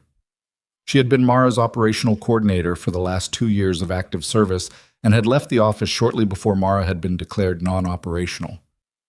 I heard there was federal activity at your location. NCIS. They're solid. The lead agent is clean. I've assessed her. But there's a trace problem. Meridian Group Holdings. A silence that was several degrees more significant than a regular pause. How deep is the trace? Adler said. Deep enough to connect the placement funding to the network we were investigating. A pause. Adler, did you know about the Meridian connection when you set up my placement? Another silence. No, Adler said. I didn't know about it when I arranged the placement. I found out 6 weeks ago, which is why I sent you the text last night. The Rhino address. I wanted to brief you in person before anything moved. Who does know? That's the problem I've been trying to work out. She paused. The office has been running parallel operations since the original Sparrow program was wound down. Some of those operations are legitimate follow-up. Some of them... She stopped. There's a faction, Mara. Inside the office. People who identified the procurement fraud network early and decided it was more useful to manage it than dismantle it, control the corruption rather than eliminate it. Keep leverage over the contractors and the hospital contacts and use that leverage for other purposes. Other purposes. Funding off-book operations. Suppressing testimony from veterans who'd been in classified programs. Keeping certain things quiet. She paused. Marcus Velde found the edge of it. That's why his accident wasn't an accident. The consultation room was very quiet. Who in the office? Mara said. His name is Garrett Purcell. He's been deputy director of the Contractor Liaison Division for 9 years. He built the Meridian connection himself.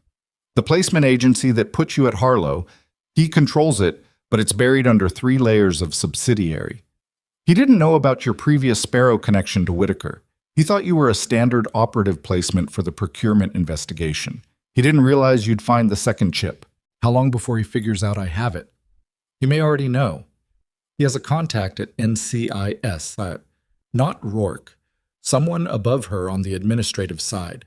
If that contact has access to this morning's incident reports, then he knows. Yes, Mara processed this.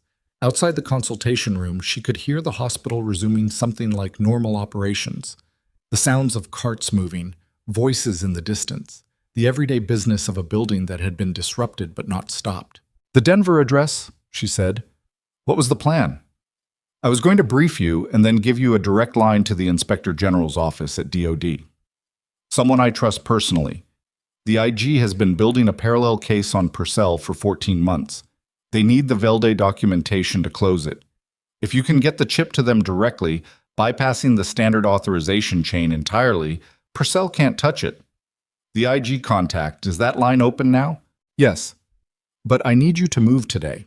If Purcell knows you have the chip, he'll move to discredit you first and recover it second. He has the documentation from your operational history. Enough to build a case that you went rogue, that the chip is fabricated, that your NCIS cooperation is unauthorized. He'll burn my cover entirely. He'll burn everything, your identity, your placement, your history. Make you disappear on paper and make the chip inadmissible by association. A pause.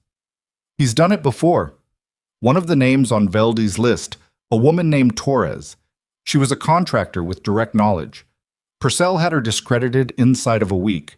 She's been fighting a federal fraud charge for 3 years that he manufactured. I need a name for the IG contact and a secure transfer protocol for the chip data. Adler gave her both.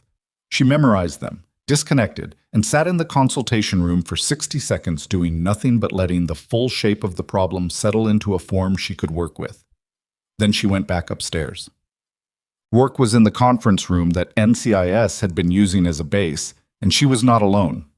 A man Mara hadn't seen before was seated across the table from her, late 50s, in a suit that was better than what field agents usually wore, with the kind of still authority that came from an administrative tier. He had a credentials wallet open on the table in front of him. Mara came through the door and looked at the credentials. Defense Intelligence Agency, Office of Contractor Oversight, Deputy Liaison. The name on the credentials was Garrett Purcell. She kept her face neutral through 11 years of practice and closed the door behind her. Mara Solis, Purcell said. His voice was the voice of a man who was accustomed to framing situations before other people could. I've been briefed on your involvement here. Remarkable work under difficult circumstances. Thank you, she said. She did not sit down. I'm here to help facilitate the evidence transfer on the more sensitive components of this case. The procurement documentation that Agent Rourke's team has processed is straightforward, that moves through standard channels, but I understand there may be additional materials that require more specialized handling. He looked at her with the calm, professional attention of a man who had identified exactly what he wanted and was now using a long and practiced approach to get it. Rourke, sitting across the table from him, was watching Mara's face. Mara looked at Purcell. What materials are you referring to? She said. A secondary data chip. He said it simply, without any particular inflection. Our office has been tracking the Velde documentation for some time. We're aware it surfaced in connection with this case. For classification reasons, that material needs to come to our office directly rather than remaining in NCIS custody. I wasn't aware NCIS had it, Mara said. A small pause. I understood from the incident report that you recovered it during this morning's security breach. The incident report from this morning, she said, that was filed, 90 minutes ago? You were briefed on its contents and you're here already. He held her gaze. Something behind his eyes recalibrated by a fraction. I'm based in Denver, he said. The drive is under 2 hours. The incident report was filed at 9:40, Mara said. You'd have needed to leave Denver before it was filed to arrive when you did. The room was quiet. Rourke's hand, which had been resting on the table, moved to the arm of her chair. Ms. Solis, Purcell said, with a measured shift in tone, still controlled, but with something underneath it now. Something that was not patience, but was wearing patience as a coat. I understand you've been through a significant morning, but the materials in question are classified at a level that supersedes this investigation's clearance scope. I need you to surrender them to my custody so we can ensure proper handling.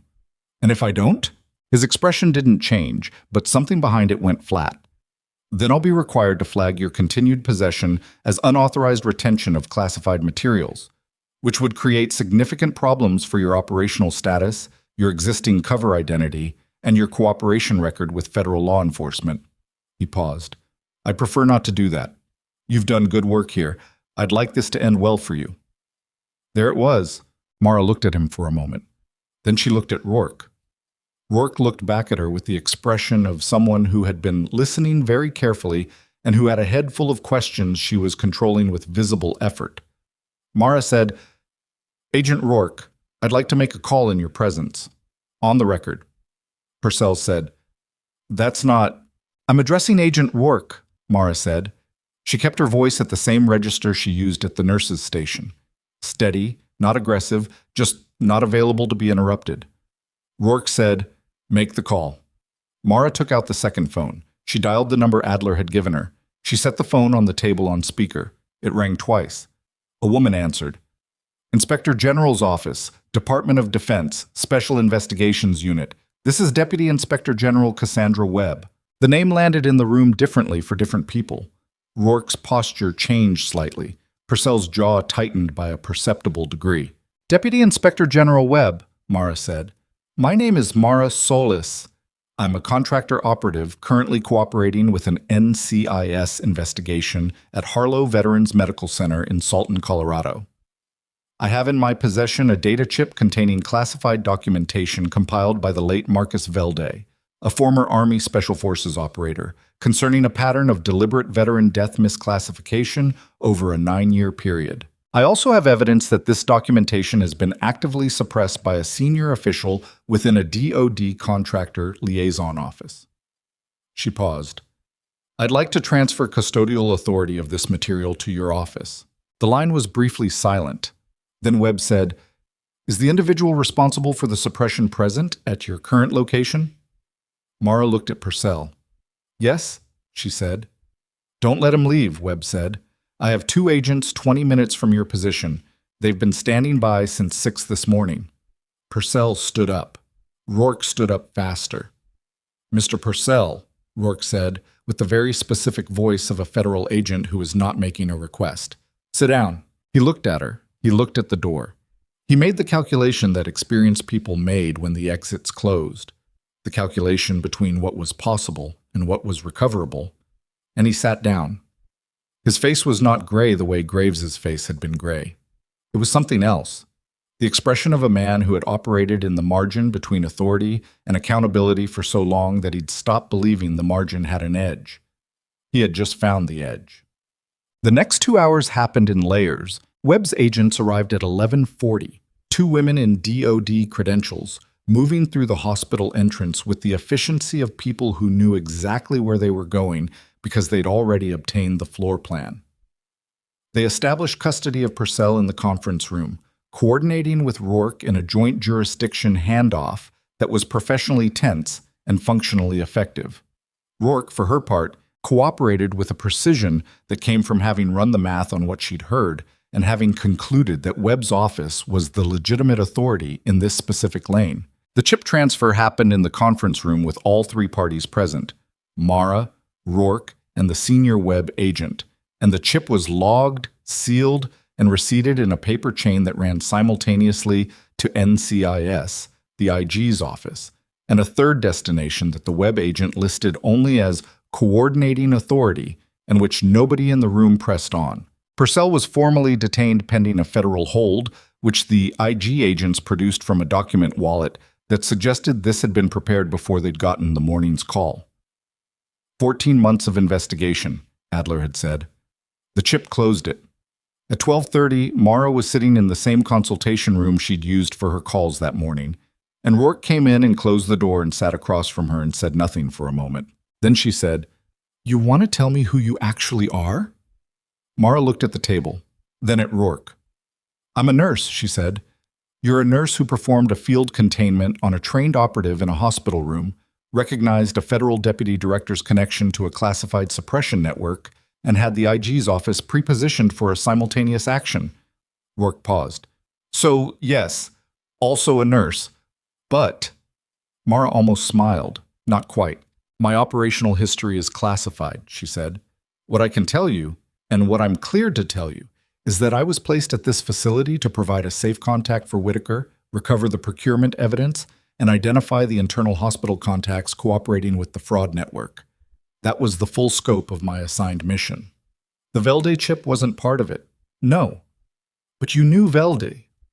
Yes. And you suspected there was a second layer. She was quiet for a moment. I suspected there was a reason the procurement network had survived as long as it had, despite multiple veterans flagging irregularities. Networks that size don't survive by accident. They survive because someone with enough access is actively managing their survival. A pause. I didn't know it was Purcell until this morning. Rourke nodded slowly. The 3 veterans on Velday's list, she said. The ones who died. Webb's office will investigate each death individually. With the chip documentation, they have enough to reopen all 3 as potential homicides. Mara paused. That won't be fast, and it won't be comfortable for the agencies involved, but it'll happen. Torres, Rourke said, the contractor Purcell had discredited. Webb is aware of her case. The manufactured fraud charge against her, so that's going to fall apart once the Veldy documentation is in evidence. Rourke sat back. Graves, she said, shifting. And Fitch. The procurement case. The U.S. attorney has everything they need. The chip data from the prosthetic, the payment records, the falsified certification documents. The 2 men arrested this morning are cooperating. The arresting agent flagged that they gave up names within the first hour.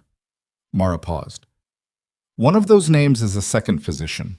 Not at Harlow, at a VA facility in Grand Junction. Same network, same scheme. Rourke pinched the bridge of her nose. It was the first visibly tired gesture Mara had seen from her, and it humanized her in a way that the previous 12 hours hadn't managed. How many facilities? Rourke said. The chip data shows 12 VA contracted locations. Harlow is the most compromised because Graves had been in place the longest. But the others have varying levels of penetration. She paused. You're going to need a task force. I'm already making those calls. Rourke looked at her. The suspension on your nursing license. That goes away today. Graves issued it. He's in federal custody. It's administratively void. I know. And the staff who made your 3 weeks here difficult. The documentation on that is in the record. Formal complaints are going to be filed. HR review is initiated. She paused. That's separate from my investigation, but it's not nothing. It's not what I was here for, Mara said. No, but it happened anyway. Rourke looked at her steadily. You could have made it easier on yourself. You could have flagged the bullying, the hostile conditions, the sabotaged assignments. You didn't. If I'd flagged it, Graves would have pushed for my removal. I needed to stay in place. So you absorbed it. Mara said nothing. 19 days, Rourke said, of people treating you like you didn't know what you were doing. It wasn't the hardest 19 days I've had, Mara said. Rourke looked at her for a moment, and something in her expression suggested she understood that this was probably accurate and that the understanding of it was complicated. Go check on your patient, she said. Whitaker was sitting up in bed, arm properly recannulated, new IV running, with Reyes's morning assessment clipped to the front of the chart. The infection markers had improved. Reyes had flagged a positive trend in the latest blood work, cautiously worded but genuine. He looked at Mara when she came in and signed, Well? She signed, The chip is with the right people. Purcell? In federal custody. DOD, Inspector General's office. His expression moved through several things in quick succession. Relief. Something heavier than relief. The complicated residue of 8 months of carrying something that had already cost one person their life. Torres? He signed. They know about her case. It'll be corrected. He looked at the window. Outside, the Colorado sky was the particular clean blue that came after a cold front, hard-edged and very clear. Marcus deserved to see this, he signed. She looked at him. He put it in my hands because he trusted you, he signed. And you were here. She didn't answer that directly. She pulled the chair to the bedside and sat down and checked the dressing on his arm, the one where the IV had pulled, which Reyes's notes said was minor, but which she wanted to assess herself. It was minor. She redressed it anyway, with the particular care she brought to things that didn't require it but deserved it. When she was done, she signed, You're going to need a full treatment review. The infection history, the deliberate mismanagement, all of it needs to be documented and addressed by someone outside the compromised care chain. Reyes. Reyes, she confirmed. She's good. He nodded. And you? He signed. She was quiet for a moment. I have some things to sort out, she signed. He looked at her with the attention of a man who read faces and hands instead of hearing voices, which meant he read the things that didn't move as much as the things that did. Your cover, he signed, not a question. The placement is burned. Purcell's operation included files on every operative he'd managed. Even the ones he didn't know were connected to the Sparrow program. My placement documentation is going to surface in the federal proceedings. She paused. My name is going to be in some uncomfortable places. You knew that would happen when you made the call to Webb. Yes. He signed, was it worth it? She thought about Marcus Velde and his 18 months of careful documentation. She thought about Torres, 3 years fighting a charge that never should have existed. She thought about the 3 veterans on the list who were already gone, and the families who'd been handed explanations that were constructed rather than true. She signed, yes. He held her gaze for a moment.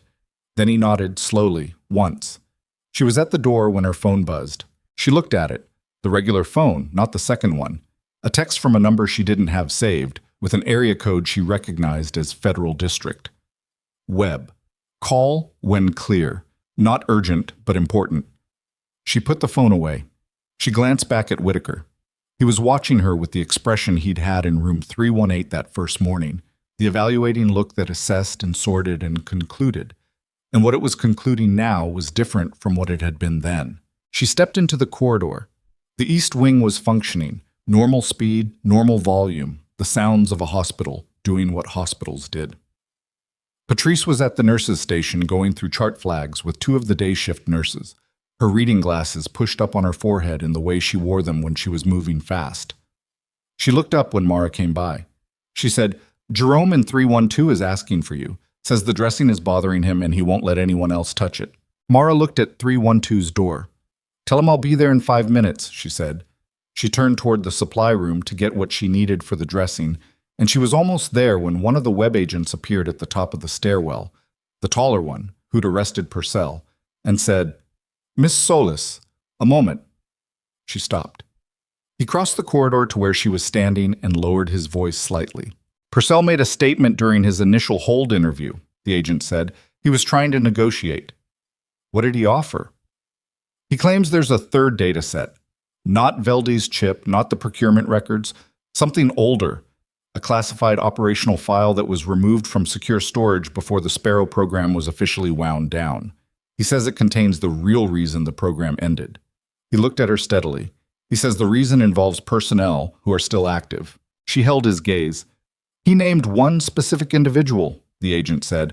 He told her the name. She stood in the corridor of the 3rd floor of Harlow Veterans Medical Center and heard it. And something in her face did the thing it almost never did. It changed completely, for just over a second, before she brought it back. Because the name Purcell had given was Adler's. The name sat in her chest like a stone dropped into still water, spreading rings she couldn't stop. Adler. She stood in the corridor for 3 full seconds without moving, which was 2 seconds longer than she allowed herself for anything.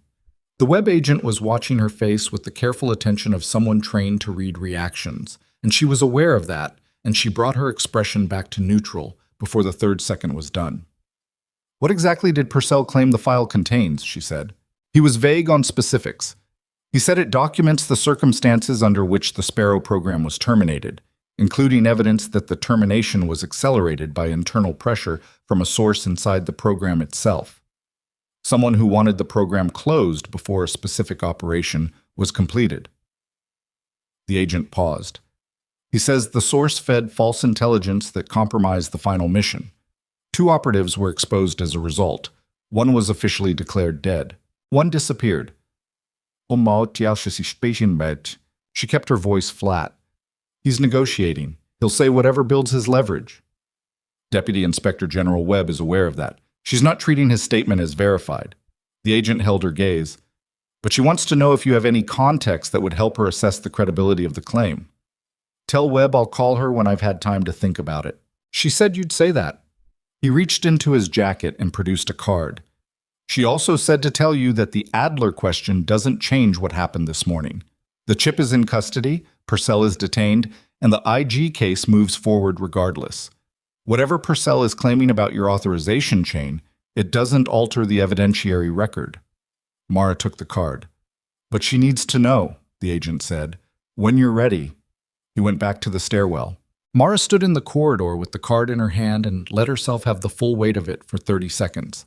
The possibility that the person who had placed her here, who had positioned this entire operation, who had told her 6 hours ago that Purcell built the Meridian connection himself and didn't know about her Sparrow history. The possibility that Adler had known more than she'd said, had shaped more than she'd admitted, had her own reasons for wanting Purcell exposed that had nothing to do with Marcus Velde or the veterans on that list. The possibility that she had been a tool twice over, once by the operation, once by the person running her inside it. She put the card in her pocket. She went to 312 and changed Jerome's dressing. He talked about his grandson's baseball team for the full 12 minutes it took, and she listened, and her hands were steady. And when she was done and he thanked her, she said, "See you tomorrow," and meant it. She called Adler at 2:15 from the stairwell on the second phone. Adler answered on the first ring, which told Mara she'd been waiting. "Purcell made a statement," Mara said. "I know, Webb's office called me 40 minutes ago." A pause. No deflection in her voice, no performance of surprise. "You want to ask me directly? Did you push to terminate the Sparrow program before the final operation was completed?" A silence that lasted long enough to be its own kind of answer. "Yes," Adler said. The stairwell was very still. Why? Because the final operation had been compromised and I knew it, and the mission commander didn't, and I couldn't prove it fast enough to stop it through official channels. Her voice was tired in a way that didn't sound performed. I fed a modified intelligence assessment that I knew would trigger a stand-down. 2 operatives lost their cover positions as a result. I've been living with that for 6 years. I was one of those operatives. Yes. You got me declared dead. I got you out of a situation that would have killed you inside 72 hours if the mission had continued. The compromise was that deep. A pause. I couldn't tell you at the time. I couldn't tell you after, because the channels we'd have used to communicate were the same channels that were compromised. And Purcell found out about my intervention 2 years later. He used it as leverage to keep me from reporting what I was starting to find out about Meridian. That's why I left the office. I thought distance would limit the damage. She stopped. I was wrong. He kept building, and I couldn't act without exposing what I'd done in the Sparrow termination. So you found a different way in, Mara said. You placed me at Harlow. I needed someone who could get close to Whitaker without triggering the network's surveillance, someone with a pre-existing Sparrow verification that Purcell didn't know about. A pause. And I needed someone who would actually look at what was happening to those veterans and care about it enough to push. You used me, yes. No qualification, no softening. I did, and I'm not going to pretend I had a clean reason for it. I needed the situation resolved, and I needed someone capable of resolving it, and I chose you because I knew you could. Mara stood in the stairwell and looked at the concrete wall. The 2 operatives who lost their cover, she said. You said 2. Yes. The other one. She's fine. She's been in a different placement for 4 years. She doesn't know about the Sparrow termination circumstances. Does she deserve to? A long pause. Yes, Adler said. She does. The line was quiet. I'm going to tell Webb everything, Mara said. The termination, the modified assessment, Purcell's leverage, all of it. I know. It'll end your career, possibly more than that.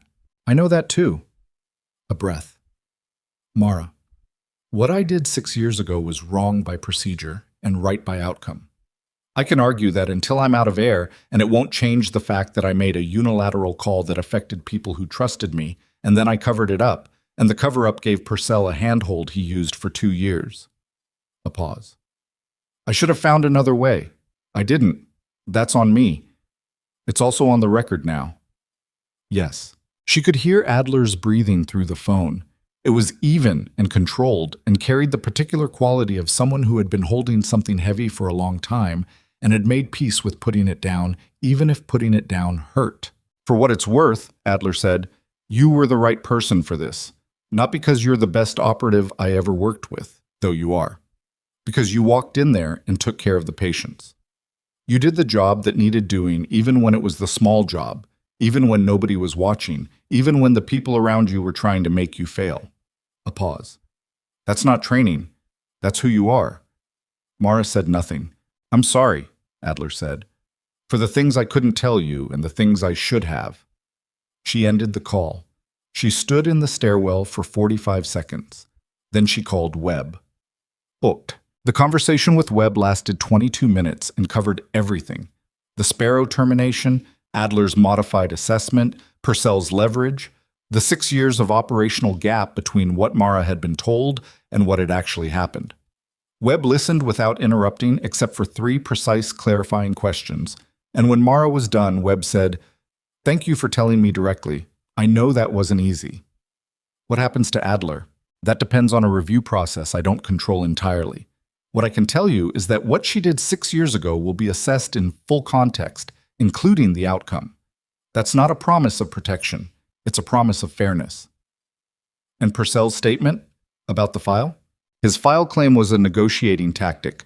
We've since pulled the original Sparrow termination records, the ones he was referencing. They don't say what he claimed they say. His characterization was a distortion designed to create enough confusion that we'd be willing to deal. A pause. He's not going to deal. The evidence from the chip is sufficient on its own. He's looking at federal charges on the suppression of Velde's documentation, conspiracy in connection with the 3 veteran deaths, and abuse of his DOD position. His attorney will argue for cooperation credit, but the IG doesn't negotiate on cases involving veteran homicides. The word hung in the air. Not veteran deaths. Veteran homicides. He'll go to trial, Mara said. He'll be pressured to plead, probably will, eventually. But the trial record exists either way. Say, it becomes public. A pause. The families of the 3 veterans on Velde's list will be notified this week. Individually, by agents from my office, in person. Mara closed her eyes for a moment. Graves and Fitch, she said. U.S. Attorney filed charges this afternoon. Fraud, conspiracy, deliberate medical negligence resulting in patient harm. The negligence charge on Whitaker specifically, the deliberate management of his infection to prevent his cooperation with investigators, is serious. They're both looking at significant prison exposure. A pause. Graves's medical license is suspended pending the outcome. It won't be reinstated. Sue. She was apprehended at a bus station in Colorado Springs at noon. She's been charged. She's cooperating. The 2 men from this morning, federal conspiracy charges. Both cooperating. The names they gave us opened 2 additional threads in the network, the Grand Junction facility and a procurement officer at the Denver VA regional office. Webb paused. This is going to run for months, but the architecture of it, the thing that let it survive as long as it did, that's gone. Purcell was the keystone. Without him managing the suppression, the rest of it doesn't hold. Mara leaned against the stairwell wall. Your cover, Webb said. The Mara Solis placement. It'll be burned in the federal proceedings. There's no way to protect it given Purcell's detention and the associated document review. I know. Do you have somewhere you can go while we sort out the formal disposition of your operational status? She thought about that. I have a shift tomorrow, she said. A pause. Your nursing credentials are real, Webb said. It was not a question. Every certification, every clinical hour, all of it real. A beat. I've been a nurse since before I was anything else. Then I suppose, Webb said, with a dry precision that Mara found she respected, that you go to work tomorrow. She went back to the floor. The afternoon was halfway gone, and the 3rd floor had reached the particular hour where the previous shift's disruptions had been absorbed into the institution's operational rhythm, and the business of patient care had reasserted itself. Monitors beeped, carts moved. Someone on 3 East was being difficult about a dietary restriction, and the nursing aide handling it needed backup, which Mara provided for 10 minutes before the situation resolved. Patrice was at the station when she returned from 3 East, and she held out a chart without preamble. 315 is asking about her discharge instructions. Reyes signed off, but nobody's walked her through it yet. Mara took the chart. She went to 315 and spent 20 minutes with the patient, a 68-year-old Army veteran named Donna who'd had a vascular procedure and who had the particular wariness of someone who'd received bad medical information before and was now checking everything twice. Mara walked through each instruction without hurrying, answered the questions that were asked and the two that weren't, and made sure Donna had written the follow-up appointment information in a place she'd actually find it. When she came out, one of the younger nurses, a woman named Priya, who'd spent most of the past 3 weeks avoiding Mara's section of the floor, was waiting near the door. "I wanted to say something," Priya said. She looked like she'd been preparing it, and it wasn't coming out the way she'd rehearsed. "About how things have been, since you started." "You don't have to," Mara said. "I know. That's why I want to." She looked at the floor, then back up. "I followed Dr. Graves's lead. Everyone did, and I told myself it was because he had more experience, more context, that there must be a reason he didn't trust your work. But the real reason was that it was easier. It's always easier to go along with the person who has the most authority." She paused. "I watched you in that room this morning, with the man who came through the door." Mara said nothing. "I've never seen anything like that," Priya said. "And then you walked out of there and went and changed Jerome's dressing and talked to him about baseball." "He needed the dressing changed," Mara said. "I know." Priya looked at her with the expression of someone working out something in real time. "That's the part I keep thinking about." She went back to her patient. Mara went back to the station. At 4:45, she stopped at room 318. Whitaker was sitting upright again. She was beginning to think he simply didn't lie down by preference, with his notebook open but not writing. He was looking at the window. When she came in, he turned and looked at her with the full reading attention she'd grown accustomed to over the past days, and whatever he read in her face today was more than he'd had access to before. She pulled the chair to the bedside and sat. She signed, "Purcell is charged. Graves and Fitch are charged. The people from this morning are in custody. The chip is with Webb's office." He signed, "Marcus? His documentation is the basis for a formal IG investigation into the 3 deaths. The families will be notified this week." She paused. "It's real now. It's on the record, and it can't be put back." He looked at the window for a moment. Then he signed, "Torres? The manufactured charges against her are being reviewed. Webb's office is working to have them vacated. It'll take time, but it'll happen." "How much time? Months? Maybe more. The legal process doesn't move the way field operations do." She held his gaze. "But it moves." He was quiet for a moment. His hands rested on the notebook. "And Adler?" he signed. She told him enough about the morning that he knew the name. She told the truth when I asked her directly. "She's cooperating with Webb's review." "What happens after that?" Mara paused. "I don't know yet. I'm still working out how I feel about it." He signed, "That's allowed." She looked at him. "You're allowed to not know how you feel about it," he signed. "Not everything resolves clean." She said, "No, it doesn't." She'd signed it by reflex, but she said it out loud, and the sound of her own voice in that room felt different than it had for a while. Less managed, more like a person and less like a position. He noticed. He was the kind of man who noticed. "What happens to you now?" he signed. "My placement is burned. The Mara Solis contract ends. The formal operational status gets reviewed." She paused. "I'll probably be reassigned. Or I won't. I don't know yet. But you're here tomorrow." "I'm here tomorrow." He nodded slowly. "You know what I've been thinking about?" he signed. "Since this morning." She waited. "When I first got here. The overnight nurse, Theo. He communicated with me entirely by writing things on a whiteboard.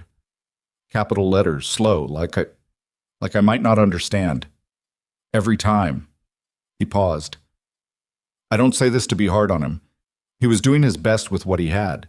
But there's something about being communicated with that way. Like you're a problem to be managed rather than a person to be talked to." His hands paused. "And then you walked in that first morning and signed, 'Is it okay if I come closer?' And I thought, this person learned how to meet me where I am. She did the work before she walked through the door." Mara looked at him. "That's nursing," she signed. "That's more than nursing." She held his gaze for a moment. "How's the arm?" she signed. He showed her. The recannulated site looked clean, no signs of infiltration. The infection markers, per Reyes' afternoon check, were trending in the right direction for the first time since admission. "Reyes thinks another 4 or 5 days inpatient," he signed. "Then outpatient follow-up for the prosthetic situation." "She's right. Don't push the discharge." I know. A pause. I've been a bad patient before. I've read your chart, she signed. I know. Something crossed his face that was the closest thing to a genuine smile she'd seen from him. She stood up. I'll see you tomorrow, she signed. Mara. She stopped. He signed, thank you for the dressing that first morning, for the needle, for staying. A pause. For all of it. She looked at him for a moment. You held on to Marcus's documentation for 8 months, she signed. You came to this hospital knowing there was someone inside it working against you, and you came anyway because the evidence needed to get out. She paused. Thank you for trusting that I was who you needed. She went to the door. Behind her, he signed one more thing. She caught it in her peripheral vision and turned. Were you scared this morning? He signed. When the man came through the door, she thought about the 19 seconds in this room, the delivery device, the slippery floor, the specific calculation of fighting with restrictions in a space full of medical furniture. Yes, she signed. Me too. She looked at him. Good, she signed. Fear means you know what's worth protecting. She walked out.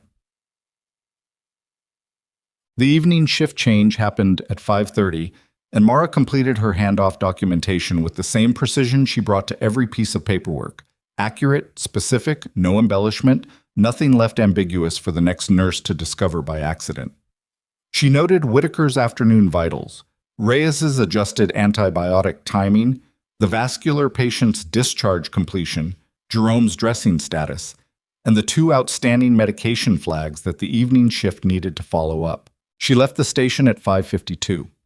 In the lobby, she passed Gerald Fitch's emptied office. The door was open, the desk visible, a half-finished coffee cup still on the credenza that someone would throw away eventually. The administrative corridor beyond it was quiet in the way of a space that had been the center of something significant and had not yet adjusted to being ordinary again. She did not linger. Outside, the Colorado evening was cold and clear. The north parking lot, which 18 hours ago had been full of military vehicles and federal agents and the organized chaos of an investigation making landfall, was now a regular parking lot. A woman was loading grocery bags into the back of an SUV. An elderly veteran in a wheelchair was being helped toward a handicap van by a young man who was probably his grandson. Mara stood on the sidewalk and breathed the cold air and let herself be in the specific moment of it. Not planning, not assessing, not running variables. Just standing in the parking lot of a hospital in Salton, Colorado, at the end of a shift, in blue scrubs that had been through more than scrubs were typically designed for. Her phone buzzed. Webb. She answered. I wanted to give you something before you read it in a summary, Webb said. The third veteran on Veldy's list. His name was Roy Haskins. He died 18 months ago. Ruled cardiac event, natural causes. His wife has been requesting a review of the official account for the entire 18 months. She's been told repeatedly that there's nothing to review. Mara waited. We contacted her this afternoon, Webb said. My agent described it to me afterward. She said the wife didn't say anything for a long time. And then she said, I knew it. I knew he didn't just die like that. And then she cried for a while and asked what happened next. Webb paused. I wanted you to know that, because you made that call possible. You getting that chip to my office today made that phone call to that woman today. Mara stood in the parking lot. Thank you, she said. Get some rest, Webb said. We'll have paperwork for you this week, and then we need to talk about your operational status in a more formal context. But tonight, rest. The call ended. She stood there for another minute, watching the ordinary life of the parking lot move around her. The woman finished loading her groceries. The elderly veteran's van pulled away. A group of hospital staff came out through the main entrance talking about dinner plans, laughing about something she didn't catch. None of them looked at her. She was a nurse in blue scrubs at the end of a shift. She had been, for 19 days, invisible. The temporary contract worker, the one everyone had assessed in the first hour and filed under doesn't matter. She had absorbed the patronizing assignments and the public dismissals and the 1,000 small signals that said, you don't belong here, and you don't know what you're doing, and we don't need to take you seriously. She had absorbed them, not because she had no choice, but because the work in front of her was more important than the correction of other people's errors about her. The veteran in 318 needed a safe contact. The fraud network needed someone inside it. The evidence needed to reach the right hands. All of that was true, but there was also this. She had changed Jerome's dressing because his dressing needed changing. She had sat with the crying man because he needed someone to sit with him. She had walked Donna through her discharge instructions because Donna deserved to understand what was happening to her own body. Those things had nothing to do with the operation or the cover or the mission. They were just the work, the daily, unglamorous, necessary work of caring for people who were trying to heal. She had spent 11 years in roles that required her to disappear, operationally, personally, professionally. To be the person in the room that no one looked at twice. To be underestimated so reliably that it became a tool. She was good at it. She had been trained to be good at it, and then she had practiced until the training became instinct. But somewhere along the way, she couldn't name exactly when, maybe the field hospital in the 3rd year, maybe the border crossing in the 5th, maybe the classified extraction that put someone's child back in their arms at 2 a.m. in a place she couldn't name in a debrief. Somewhere along the way, the invisibility had started to cost her something. Not her capability, not her effectiveness, something harder to name. The feeling of being known by the work you did rather than only by its absence. The patients on the 3rd floor of Harlow Veterans Medical Center had known her by the work she did. Jerome with his baseball stories. Donna checking her appointment card twice. The man who'd stopped crying. Whitaker, who had held 8 months of critical evidence and waited for someone who would sign, "Is it okay if I come closer before entering a room?" She walked to her car. She drove 3 blocks and pulled into the parking lot of the closed pharmacy, the same one she'd used last night, and she sat in the running engine for a moment. Then she called Adler. It rang 4 times. She almost hung up. Adler answered. "I told Webb everything," Mara said. "I know. She called me after." "Are you all right?" A pause. A long one. "I'm 61 years old," Adler said. "I've been carrying what I did to the Sparrow program for 6 years. Whatever happens in the review, I'll be all right." The other operative, the second one who lost her cover. "Her name is Park. She's in Portland. She deserves to know the truth about the termination." "Yes," Adler said. "She does. I'm going to call her. Tonight." A pause. "Tonight," Mara said. "I don't know yet if I forgive you. I'm not going to tell you I do when I'm still working it out. I don't expect you to.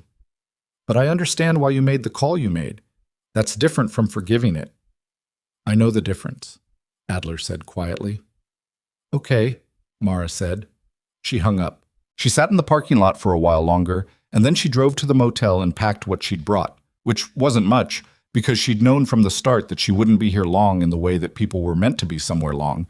And she moved to a different motel across town, one that had not been the target of any surveillance, and that was closer to the hospital. Closer to the hospital, because she had a 7 a.m. shift. She was there at 6:50. The east wing of Harlow Veterans Medical Center smelled the same as it always had. Industrial floor wax and recycled air, and underneath that, very faintly, the specific combination of antiseptics and human presence that she had first encountered at 19 years old in a county hospital where she'd started as an aide before she'd been recruited, before any of the rest of it. That smell was the oldest version of who she was, and she had never stopped being that person, even when she was being other people, and walking through the staff entrance at 6:50 with her water bottle and her flat bun and her worn thin scrubs felt less like returning to a cover and more like coming back to something true.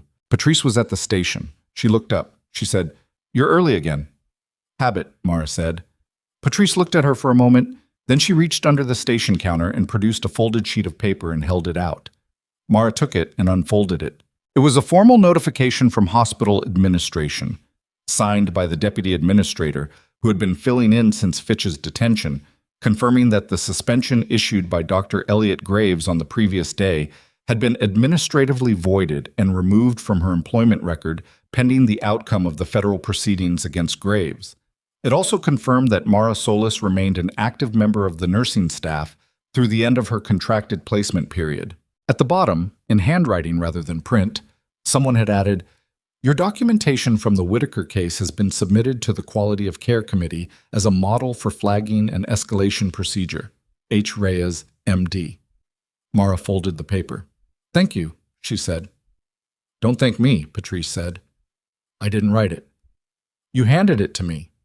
Patrice made a sound that wasn't quite agreement and went back to her charts. The morning moved. At 9:15, two staff members who'd been involved in the most direct pattern of hostility toward Mara over the previous weeks received formal HR notifications that a misconduct review had been initiated. Both had been present for the break room conversation in which Graves had told the staff there was something off about her. A conversation that had, it turned out, been captured in part on the break room's audio system, which nobody had remembered was active. Mara was not in the room when they received the notifications. She was in 318 with Whitaker, reviewing Reyes's morning labs. She found out about it from Theo at the nursing station later, who mentioned it with the slightly uncomfortable tone of someone reporting news they weren't sure how to frame. "How are you feeling about it?" he asked. She thought about it genuinely. "I think accountability matters. I don't need them to feel bad about it specifically. I need the behavior to stop." Theo nodded slowly. That's a better answer than I'd have. "You communicated with Mr. Whitaker by writing things in capital letters on a whiteboard," she said. "Not cruel, just direct." He went still. "He told me," she said. "Not as a complaint, as context." Theo looked at the floor. "I didn't know any other way. There are resources. The hospital has a communication support protocol for deaf and hard of hearing patients that almost nobody reads. I've put a copy at the nursing station." She paused. "It's not your fault you weren't taught. It is your responsibility to learn now that you know." He looked at her. "Okay," he said. "Okay," she said, and went back to her patients. 4 days later, James Whitaker was discharged. His infection markers had normalized over 72 hours. The wound site had finally begun the clean healing process it should have started months ago. And Reyes had arranged a comprehensive prosthetic review with a specialist in Colorado Springs who had no connection to any VA contracted supplier within the fraud network. He came out of room 318 on his own legs, his own body, his own pace, a new temporary prosthetic fitted by the physical therapy team that was properly sized and correctly certified. And the only person in the corridor who had specifically positioned themselves to be there was Mara, who was standing at the nurse's station finishing the last of her morning documentation. He stopped next to her. He signed, "I'm leaving." She set down her pen. She signed, "I know. I finished your discharge summary. Reyes countersigned it this morning. Is it thorough? It documents everything, the infection mismanagement history, the deliberate care delays, the correct treatment course. All of it." She held his gaze. "It's in the permanent record. No one can quietly revise it." He nodded. "Webb's office called me yesterday," he signed. "They want my testimony for the Purcell proceedings. And the Graves case. I know, mine too. Are you ready for that?" She thought about testifying, about standing in a formal proceeding and saying, under oath, the full account of what she had known and when and what she had done about it. About her operational history becoming a matter of public record. Not all of it. The classified portions would be handled separately, but enough. Enough that the people who had dismissed her for 19 days would read it in some form and understand what they had been dismissing. "Yes," she signed. He looked at her for a long moment. Then he reached out and offered his hand, not in the automatic reflex of a farewell handshake, but the deliberate, considered gesture of someone who had thought about it. She shook it. His grip was what she'd have expected from a man who'd done what he'd done and survived what he'd survived. Firm and direct, and carrying a weight that wasn't strength, but was something adjacent to it. The weight of a person who had been through real things. "You never stopped being my medic," he signed when he released her hand. She looked at him. "Today I was your nurse," she signed, and that was enough. He held her gaze for a moment. Then he turned and walked down the East Wing corridor toward the elevator, and she watched him go the way she watched patients leave, with the particular mix of relief and release that meant you'd done the work correctly, and now the work was done. The elevator doors closed. She picked up her pen and went back to the documentation. 3 weeks after Whitaker's discharge, the federal proceedings were public enough that the local news in Salton ran a story. Then the Denver papers picked it up. Then a national outlet ran a piece on the procurement fraud network, the VA facility corruption, and the NCIS investigation that had broken it open. The piece mentioned a contract nurse who had refused a physician's direct order to step back from a dying patient. It did not use her name. At the request of federal investigators, her identity was kept out of the public record for the duration of the proceedings. But the people at Harlow knew. The third-floor staff knew. Patrice knew. And Reyes knew. And Theo knew. And Jerome knew because he'd asked Patrice directly, and Patrice had confirmed it without elaboration. Garrett Purcell pleaded guilty to 5 federal charges, including 2 counts of conspiracy in connection with veteran deaths, in exchange for a reduced sentence that his attorneys had spent 6 weeks negotiating. The plea was accepted. The conditions included full cooperation with the IG's ongoing investigation into the broader network and permanent revocation of his security clearances and DoD contracting authorization. He had walked into Harlow Veterans Medical Center 4 weeks ago with his credentials on the table and his voice calibrated to authority, and he had looked at a nurse in blue scrubs and seen someone who could be managed. He had been wrong in the way that people are wrong when they mistake composure for weakness and stillness for absence. When they look at someone who has decided not to announce themselves and conclude there is nothing to announce. Elliot Graves was convicted at trial on 7 counts, including deliberate medical negligence and conspiracy to obstruct a federal investigation. His medical license was permanently revoked. He was sentenced to 9 years. He had stood in a trauma bay and told a room full of people that Mara was just panicking, and the room had believed him, and the room had been wrong, and now the record was corrected in the most permanent way available. Gerald Fitch received 5 years and a cooperation agreement. Margaret Sue received 3 years. The 2 men from the hospital room that morning, both contracted through a Vantage Solutions subsidiary, received federal conspiracy convictions. The manufactured fraud charges against Torres were vacated 6 weeks after the Velde documentation entered evidence. The motion was filed by Webb's office and granted without opposition. Torres had called Adler when the news came through, and Adler had told Mara about it in a text that was brief and contained, in its brevity, a whole accounting of what Adler was working through. The review of Adler's Sparrow termination actions was still in process. Webb had been accurate about the fairness of it. It was a real review, not a predetermined outcome. What it would produce, Mara didn't know yet. She had learned in the years since she'd been declared operationally dead and had quietly rebuilt a civilian life that was also a cover and also, genuinely, a life.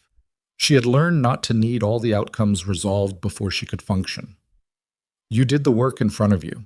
You moved forward with what you had. Park had called her 2 days after Adler's call to Portland. The conversation had lasted 40 minutes and covered things that both of them had needed to say for 6 years. It wasn't clean. It was honest, which was better.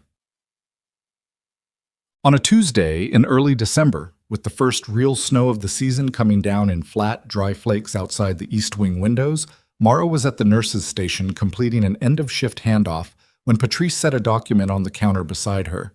She glanced at it. It was an offer of a permanent staff position, full-time, benefits, a salary that was higher than her contract rate. The offer was signed by the deputy administrator and countersigned by the Quality of Care Committee chair, who was Reyes. Mara looked at it. She looked at the snow outside the window.